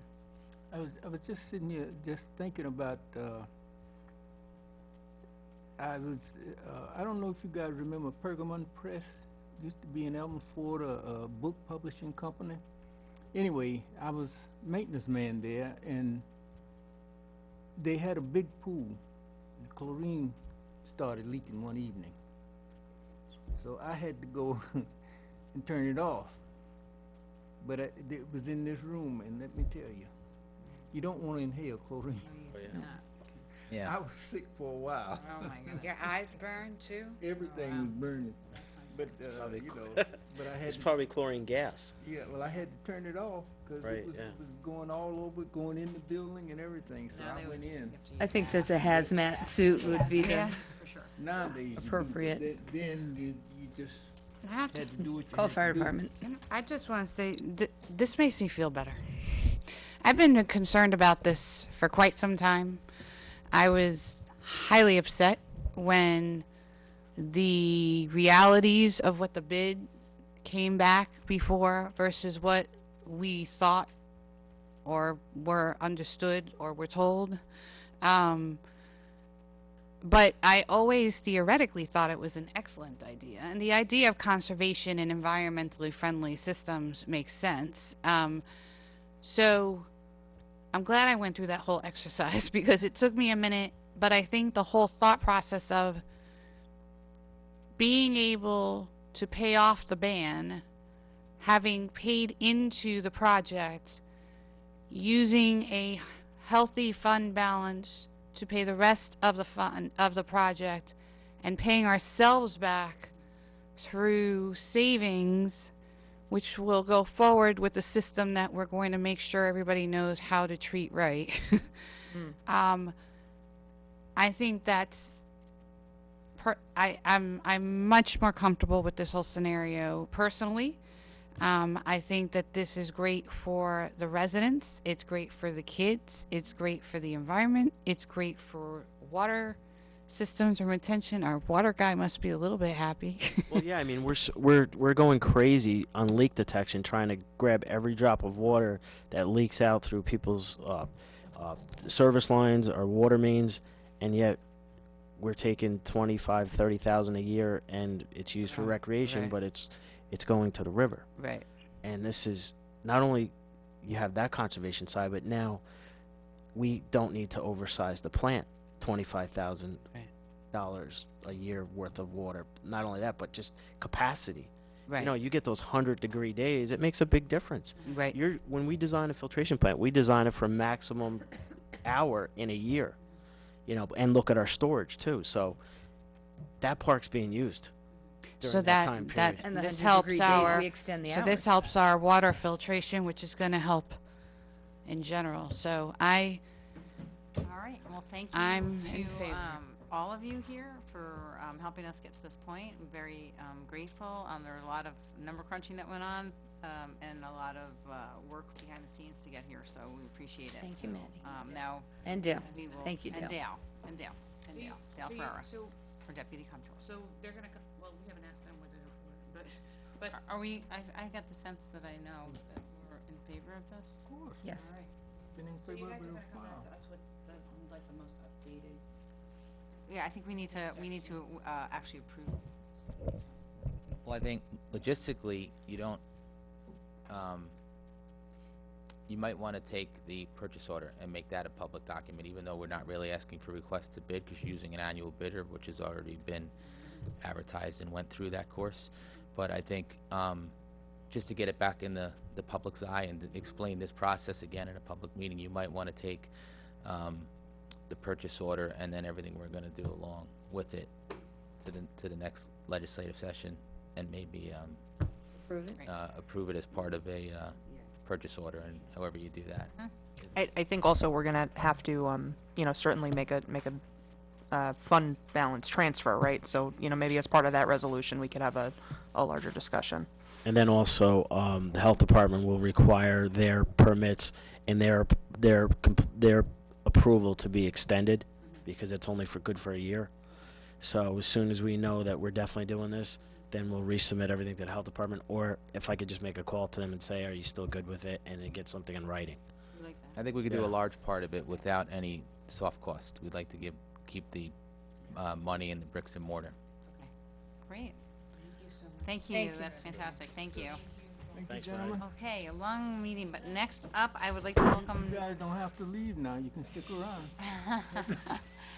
next up, I'd like to welcome our be police fair. chief, Kevin Sylvester, to join us for a conversation about a resolution of support. And I think we have copies of those, everybody. So, as you may recall, the town board, along with many of our neighboring communities, passed a resolution of inclusivity earlier this year in response to concerns about rhetoric at the federal level. Many of our neighbors, specifically the village of Ossining, have continued this conversation, including an additional resolution that they passed earlier this month.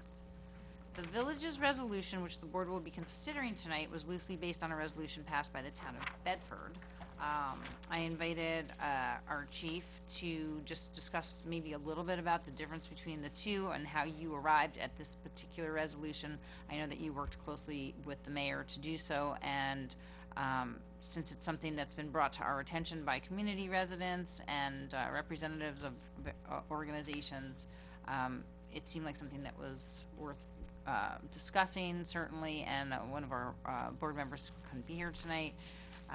Councilwoman Dottori also was in favor of specifically passing something, if not exactly the same, very similar to what the village board had approved a couple weeks ago. Take it away. All right, I'll give you everything I got. I'm at like 90% by this Yeah. time in the night, so I'm an early riser. So the genesis of this project was obviously a lot of the board members had very, very strong feelings about reassuring our community, and particularly that Ossining, with a large immigrant population, there have been a number of groups who have approached us and expressed that their members or people that they interact with have fear and are concerned about what our position would be with regard to immigration enforcement. So this came around after a few village board members and some of you guys on the town council here as well have seen resolutions from other groups that that are passing things sort of to that end. We looked at a number of resolutions when I had gone over this with the village. Some of them were very, very lengthy, and one of the things that I've urged the village board not to do. Oh no, that's the abridged version. This is not lengthy. No, that's not. The lengthy versions were 7, 8, 9 pages long. Oh, no.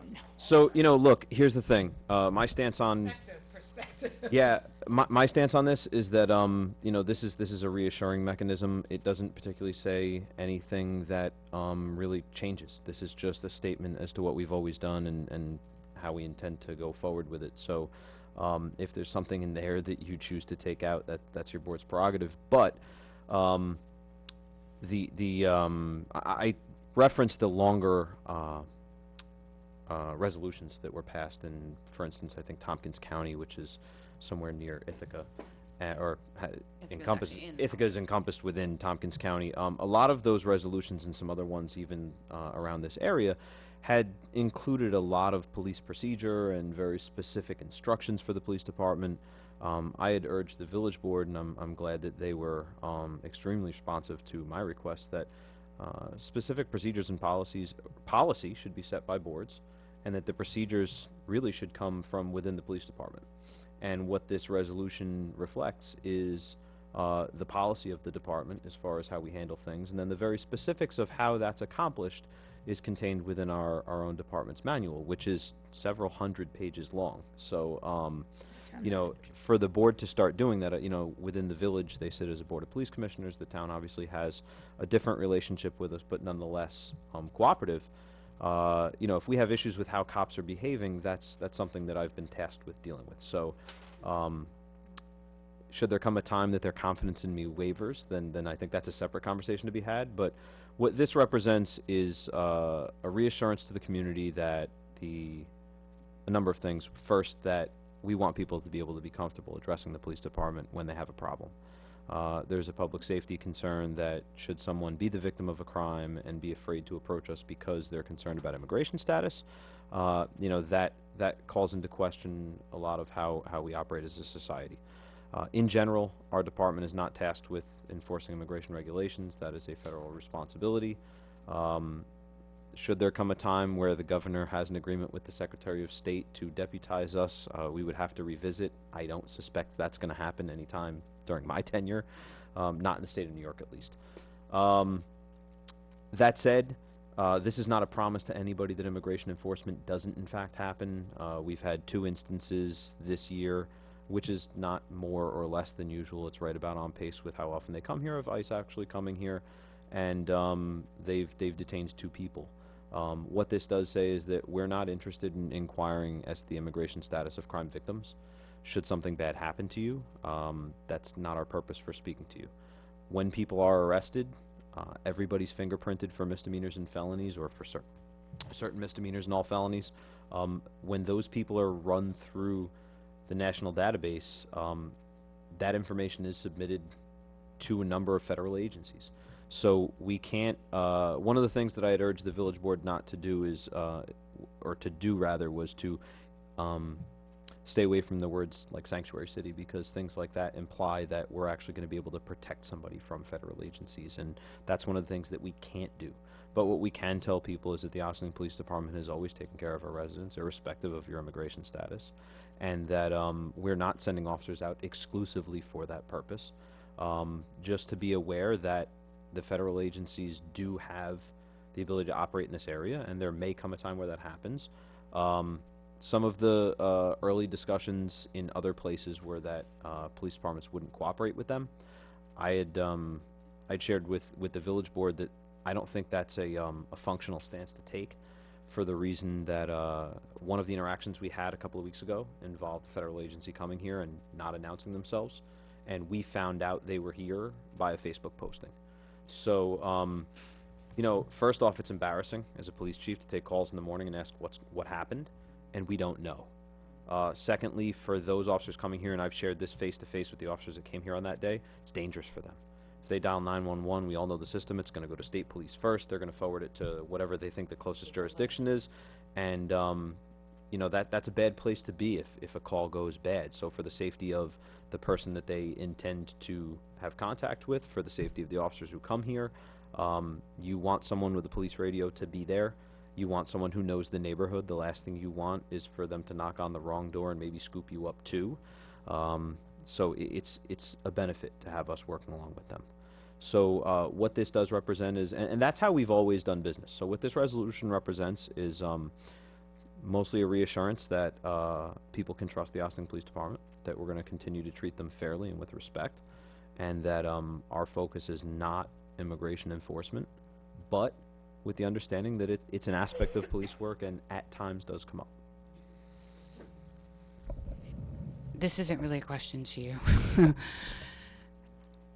I'm not sure how, so that can be said by where we had the police chief just say, the Ossining Police Department wants you, if you are a person who maybe does not have documentation or undocumented, but a crime has been committed against you or in some violence, we don't want you to not call, because we will not be asking that question. We want you to come to us and feel safe in that. However, the world that we live in and that has been before and that is now is that immigration does come here sometimes. It's not often so far. It's, and in those, contacts, there are different realities of how that contact is. So to me, that's a conversation we're having that is online, that is something you could use and clip on. I'm not sure I understand how this and this is lengthy to me, how this resolution necessarily is the thing by which we are going to reassure the people who are most concerned. Because if it is a question of disseminating this, this is already being disseminated and has been disseminated to the very organizations that we think have asked for it. And it's, I think, in 2 languages. And it already says what the police department, who is the police department for both the village and the town, is doing. That would be the therefore resolved 6 paragraphs, which is very specific. Well, not as you didn't want it too specific, but basically says what the policy is, which I could see passing that maybe, although I don't know why it has to be a resolution. I don't know why it's not a conversation. You know what I mean? And, you know, look, I was fairly open with the village about this too. You know, the board, it's their prerogative to pass resolutions.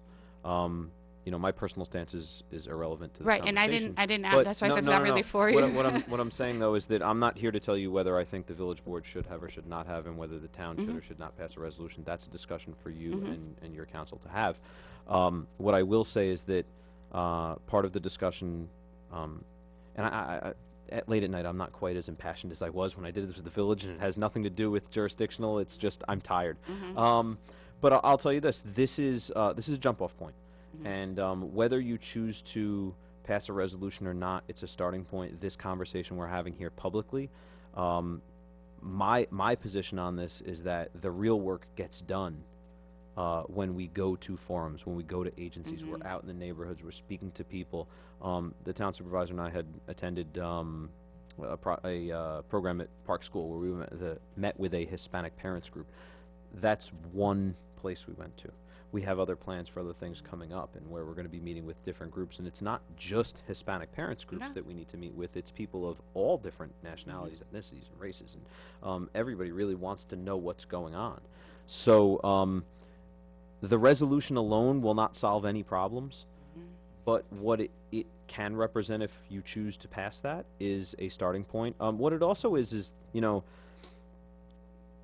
being an elected leader is sometimes a difficult position, I imagine, because you have certain things you want to see executed, you have certain things that you want to set in the way of policy, you know, and you want people to know. I understand that you want your constituents to know where you stand on certain issues, and sometimes the resolution is your best way to do that, whereas, you know, I can go out and say all the nice things that you want me to say and that we agree on, but that doesn't always reflect on where you are. That may make me the good guy, but I think it's also sometimes important for your constituents to know where you stand. And I think that was the real position for the village, was that, you know, nobody assumes that this resolution is going to change how the world goes, or like everybody's going to go, oh good, they passed a resolution, we're safe now. It was a policy statement. But wait, some of us can, others have a little turn here. I also think that, just the same way that Chief said, I think that it's good for us to establish what it is that we believe in writing.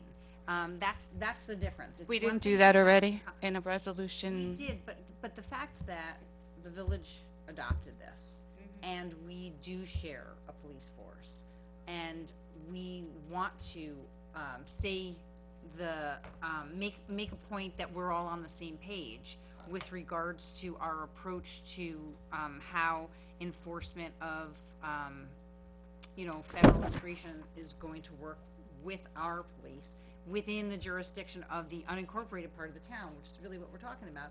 I think that this actually matters, and it matters. It may not matter to you, but it may matter to somebody else. But I'm saying to have it in writing, Let me be clear. You said, thank you. Okay, it may not matter to you to have it in writing. You may be okay with having a conversation about it, but for somebody else, it establishes a policy or a position in writing formally. Do you remember Omar brought this up when at one of the Democratic meetings? He read, I don't know if you remember it. It but he wasn't read this one, it was a county one. Yeah, okay. But I'm just saying, it's basically the same word and the same thing. So Westchester County is working on, or I don't know if they've actually completed their task, but I had actually sat down and met with Catherine Borgia, and Yeah, that's Omar had come in with him, and we discussed it, and what, at that time, what they were looking for was some feedback on how local police departments are engaging in this process.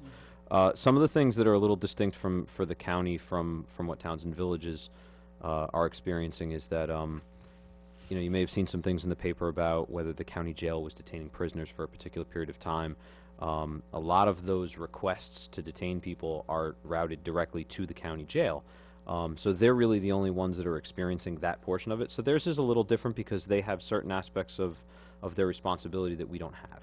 So some of the differences you may find are that, but they're mostly heading in the same direction, and we had a good conversation about it. So whatever you would have heard then is probably very close in theory at From least what to I what you have. read and what I read that one too, and they are close. They're talking about the same things.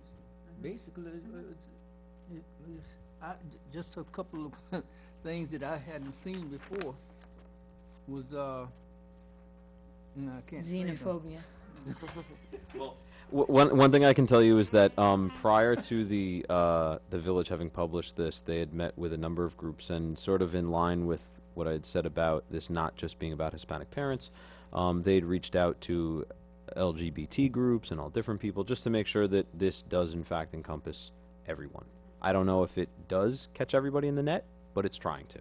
So I think, my point is the first, like, couple of things talked about inclusivity of all types. And we already passed a resolution that very clearly said the town board believes that all people should be welcome, should be free to live in safety and in happiness and harmony, and that we've already passed that one.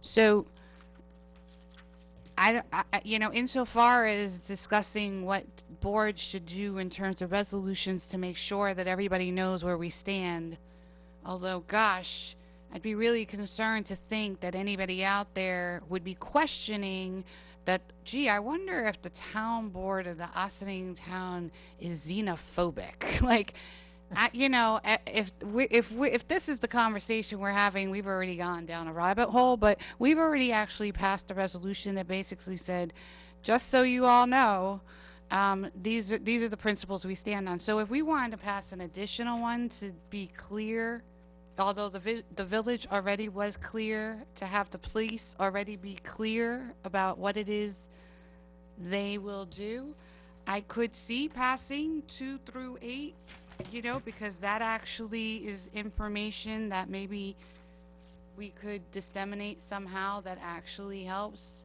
But I'm with the chief in so far as the portion of the conversation that he said about the real work is going to the churches. The real work is going to the Muslim mosques. The real work is, you know, reaching out to the community members, because the problem I have with symbolic resolutions is that I don't think it gets to the very people who really need to hear it the most. And so every time somebody comes up with another symbolic resolution, because every time something happens that somebody, you know, it's climate, it's arts, it's immigration, and now everything is every other week. Some other town, some other village has passed some other symbolic resolution. I too am tired. And and it just becomes this thing where every time, like, we have to continually prove, you know, where we are. I just don't know that that's always the role. And I understand that my neighbor here does not agree, and she's not here to speak for herself, and I will speak for her, and she believes that is our role. And I just think that there's just so much we can do about showing our stance on being an open and accepting community and board. And I just would, you know, when we talk about spray parks and our paving our roads and, you know, talking about our communities and zoning, I think those are the things that our local community people want us to be looking at. Okay. Can I I- think we all right, got a wait. sense of where All you right. stand on this, so let's. All right, so I want to ask our chief, do you feel that you agree with everything in this resolution? I know you read it for the village. you feel this accurately reflects your approach to, I didn't write it. I had a heavy hand in editing that down. So whether or not I agree with every word that's in there, I don't think that's really relevant to what we're talking about. As far as procedure for the police department, everything in there is completely accurate. Yeah. okay. All the stuff in the beginning, that's really board policy type stuff. The stuff in the back where we're talking about the hang on, resolutions. Therefore is in the be it resolved. Yeah. And to the extent that you wanted to reference the prior resolution, maybe instead of repeating everything, there's editing and drafting that can be done to try to accommodate everyone's concerns. I think there's also something to be said for, you know, the police chief came out here tonight to tell you what they are doing, and it is the town board's responsibility to know what the police department is doing and be okay with what they're doing. You know, doing it in a formal vote does appear to be more official than just a dialogue at a work session, although it may not actually change anything. The other thing is, and maybe the chief can speak to this, what the benefit may be to the actual police officers themselves who are going out and speaking to the public and doing this, to know that they have the formal, you know, support of the town board behind them in what may be somewhat complicated issues. Those are just some policy things to think about. So as far as the rank and file go, resolutions from elected leaders are not always on the top of their reading list. But I'll tell you what, this has been a really interesting conversation because what it did is it raised this discussion in every single roll call for like a couple of months. We talked about this so much, and most of the cops are really comfortable with just the fact that, hey, we're going to pass this resolution. I'm going to just run down these bullet points here from the whereases. That's the back page, or the therefores. The be it resolved, and they were like, so it just says what we were doing last week. We're good with that, and they're okay. As far as the benefits to this, there are some groups that were just absolutely dying for this to be put in writing so they could say to people, look, we have confirmed that this is in fact what's going on. And if that's what it takes to get through to people, look, I'm in the public safety business. Whatever it takes for people to feel safe, I'm fine with. If I have to make 10 appearances to make people feel safe, I'll make 15 of them. You know, as far as the procedural stuff that you're talking about here, I mean, you know, we want to uphold people's rights. That's our mission statement. That's what we do. We want to protect life, safety, security of all individuals, regardless of your race, religion, and stuff. If there's somebody that's violating that, we probably need to look at something more serious than a resolution to deal with a cop like that. You know, we're not inquiring except where there's investigations of potential legal activity, criminal investigation type stuff for immigration. That's something we've always done. You would never find a cop who would walk down the street and just at random stop people and say, excuse me, where do you come from? It's just not the business we're in. Okay. So yeah, I mean, really, you know, it may be a little wordy, which is ironic for me to say that, I guess, at this point, but it's what we do. And there are people, while I can agree that we don't have to have this, there are people that do feel like they have to have this. So whichever way your council chooses to go, you know, I don't think it's going to change the world, but I think there are people that would really appreciate it. So, you know, I leave that to you, but what I can tell you is that the content of it, at least as far as what the police department does, yes, that's accurate as to how we operate. I do see that one statement that I think people don't understand, that the mere fact of being present in the United States without authorization does not constitute a crime. I think there's a portion of our population that feels that is a crime. So it's not a crime? It's not a violation of the New York State penal law if it's a violation of immigration regulations. A crime is a defined term, so it would be a misdemeanor or felony here under certain laws. Immigration violations generally are not within those. So, you know, it really depends on what the person's particular case is and what they've done to cause themselves to become a target of any federal agency. There are people, most of the people we deal with and most of the people that ICE actually in fact comes here looking for tend to have Felons. some sort of criminal interaction first, which causes that. It's either prior deported, it's previous convictions, or current convictions. That's what we're seeing. So, Being undocumented is not a crime in the federal law. It's not? It's ordinarily the ones that we're seeing. Most people that are here, they're a violation of a regulation. Of a regulation, But not a law. Okay. but not a law. Well, laws are Okay. the better question for a federal agency. Probably confirm that somehow. We do some research or something. okay. So, I think the implication of that statement is that their immigration status is not being investigated independently as a crime here. Yeah, I know, but Because But there's a that can't, because conversation we about don't whether- have jurisdiction to do that. Okay, so our local police department does not. Okay. I know, but that's a generalized statement that doesn't define that that's what the police, I mean, you know, that. I know, I'd that's wanna a- look at that one. okay, so we're gonna take a little bit of a closer look at this and just make sure that we're all good on. And if in fact we can somehow, instead of you doing this whereas, we can refer to our earlier statement as this piece and then go directly to this piece, then would that, Go right to the therefore. would that make? Okay, so our earlier statement, and then go to therefore be it resolved, Yes, and then go we'll to take a this look at piece. that, number 3, which is the one that you wanna look at? 2 to 8. The one There was no number, it was still in the whereases. Oh, and the, okay, would be right, taken out. okay, so is that something that we'll just Just send around and copy me. I mean, I'm glad to discuss and it take a any look? time that you Okay, need. and then we'll hopefully be in good stead to Okay, maybe, yeah, but I do agree with, the reassurances that, checking our immigration status is not a local responsibility, it's only carried out in compliance.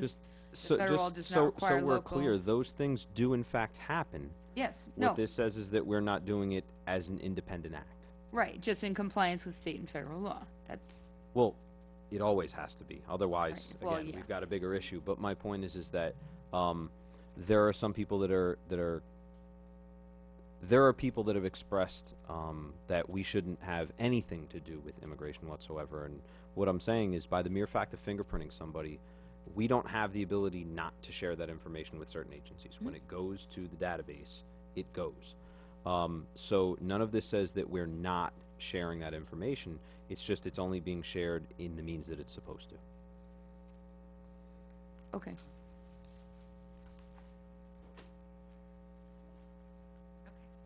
You got anything, Northern? okay. All right, thank you so much, we appreciate the time and, Thank you, all the time that you put into Thank this you. initially. Go to and bed. For coming out so late. All right, so finally, our receiver of taxes, Gloria Freed, is here to discuss the upcoming foreclosure auction on somewhere between 3 and 6 properties in the town of Ossining. Is this both for me? Yes, you wanna go take a break right now? Okay, we're gonna take a 1-minute break for anybody who needs. Yeah, right. Okay? Karen's not here. You're giving me 2 copies, one for her? Okay. Did you give her her own, or is this It's her 3? birthday. Okay, oh, okay, got it. I see, now I understand, okay. So I will take, here, let's just pass What does he have? to a short sheet and a long sheet again, and then just, pass it around to Maddie, I'll take the rest. I have it. I'm good. Yeah, I don't need anything. They have theirs. Okay, all right. Hi, Gloria. These All right. meetings, this is long. I want to hear how quickly you can talk. That's by far I love you. I've ever been This to one is for that. pretty fast because it's homework. Not that, knowingly, like I'm sure I've been standing good. next to some guy on the So subway. the extra I have one. short envelope, And I have your number, and I can call you if I have questions. I'll take one more, okay. Okay. I'm cold. Kim's I have cold. to say. It is cold, but I was so hot before I thought I was going to explode. See, Yes, Chris, last week? I know. for We're Christie. driving to Coxsackie tomorrow. Every time you Fun. come, every week. Yeah, that's okay. Okay. Have a safe trip. Thank you. Luckily, I got gas before I came here. It's like I have a feeling.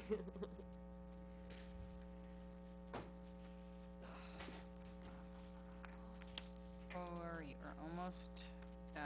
No, no biggie. At least not for me. What are you all drawn up? All right.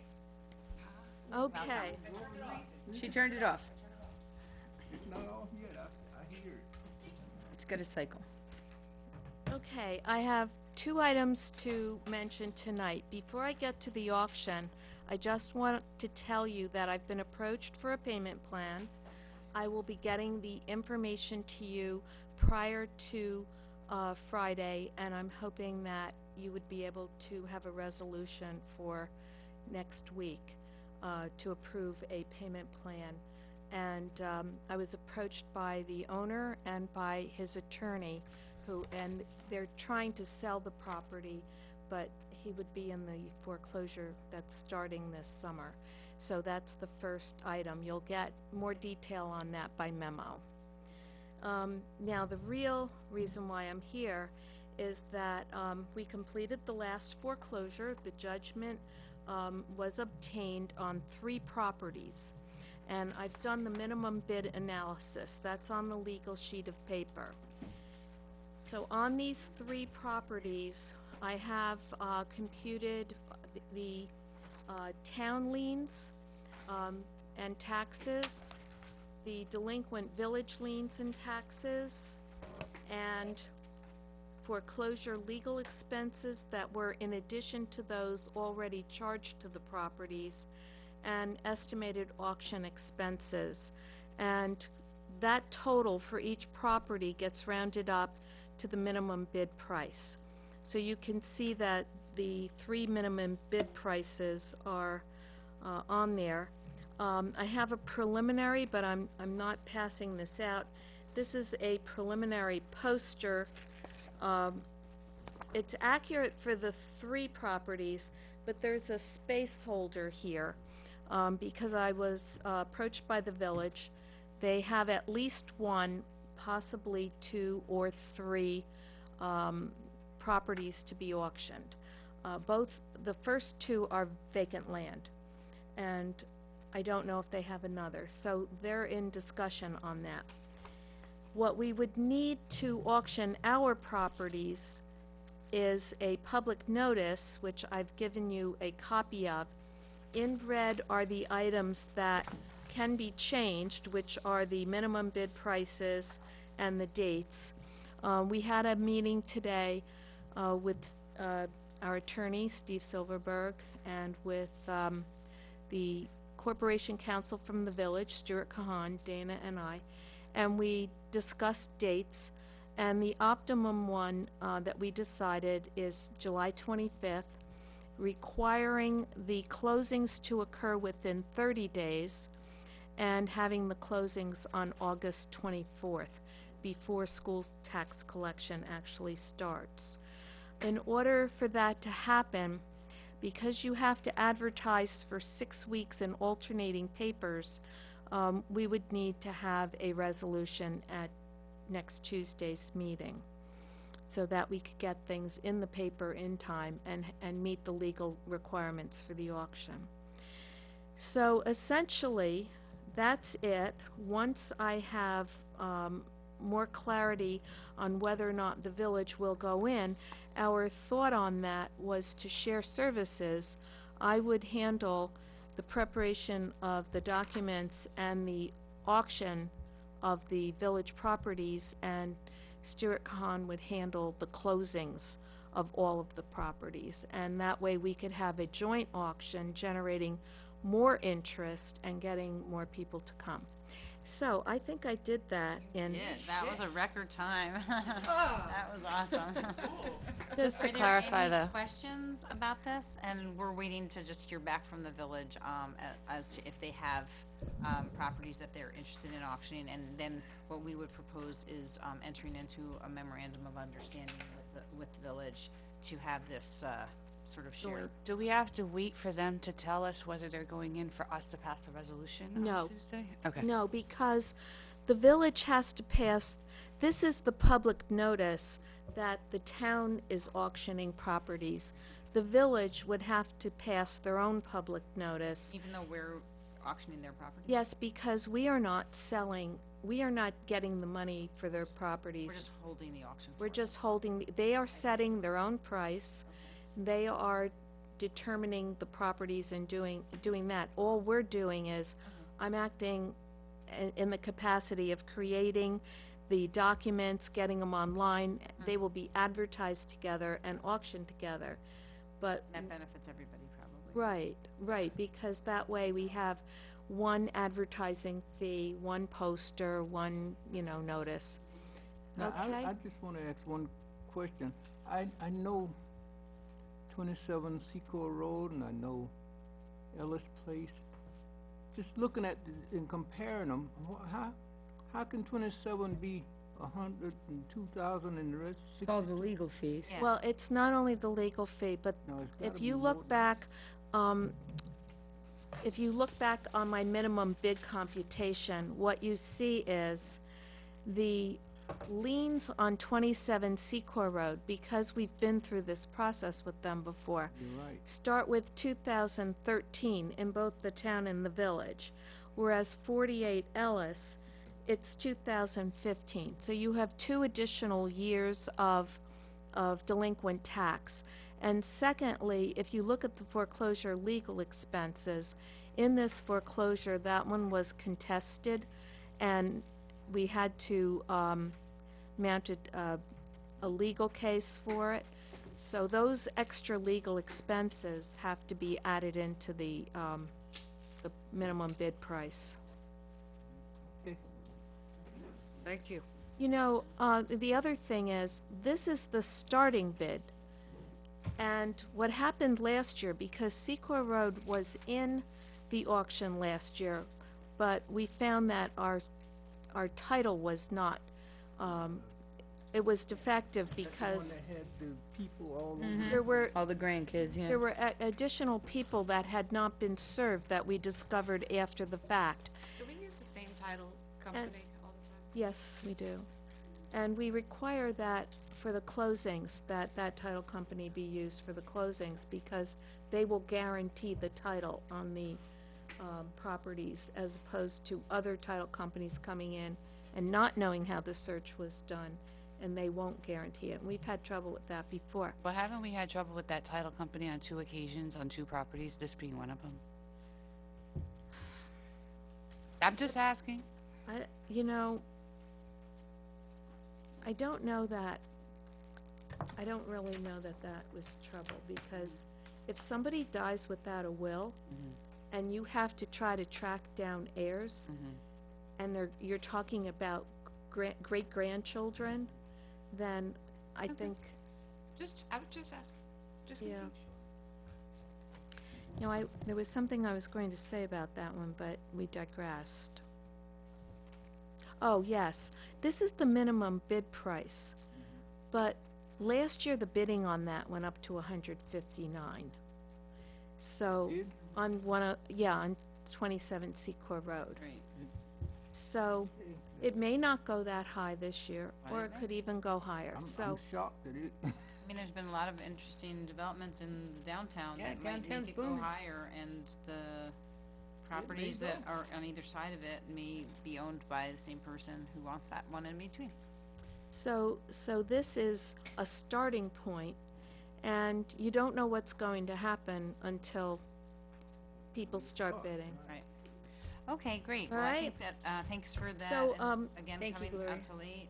So we will need just the resolution for that, and when Okay. I get you the information on the payment plan, Yes. the resolution. Okay, Thank wonderful. you. Thank you very much. Thank you. Have a great night. That was a wonderful Good night, speedy. Gloria. Very much appreciate it. Okay. Okay, so, and thanks to everyone this evening, including all of our special guests, for joining us and for taking the time out of your busy schedules, especially to stay here so late.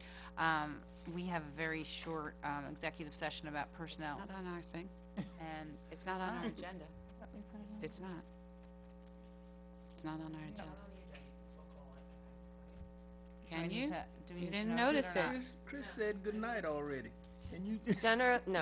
When you would have an executive session specifically for no other purpose than to go into executive session, you would need to notice it. But, I mean, if there's matters that need to be discussed, someone can make a motion, because technically You you're know not. what? It's okay. It can wait till next week, okay? Okay. Can I have a motion to adjourn the meeting? So move. Second. All those in favor? Aye. Opposed? Have Tom don't wanna a great night, everybody. Next week, we have a continuation of our public hearing, and we also have a regular meeting, and that will be on May 23rd night, at the courthouse. We look forward to seeing you then. In the meantime, enjoy all those wonderful events I mentioned a long time ago, and hope to see you around town. Thanks so much.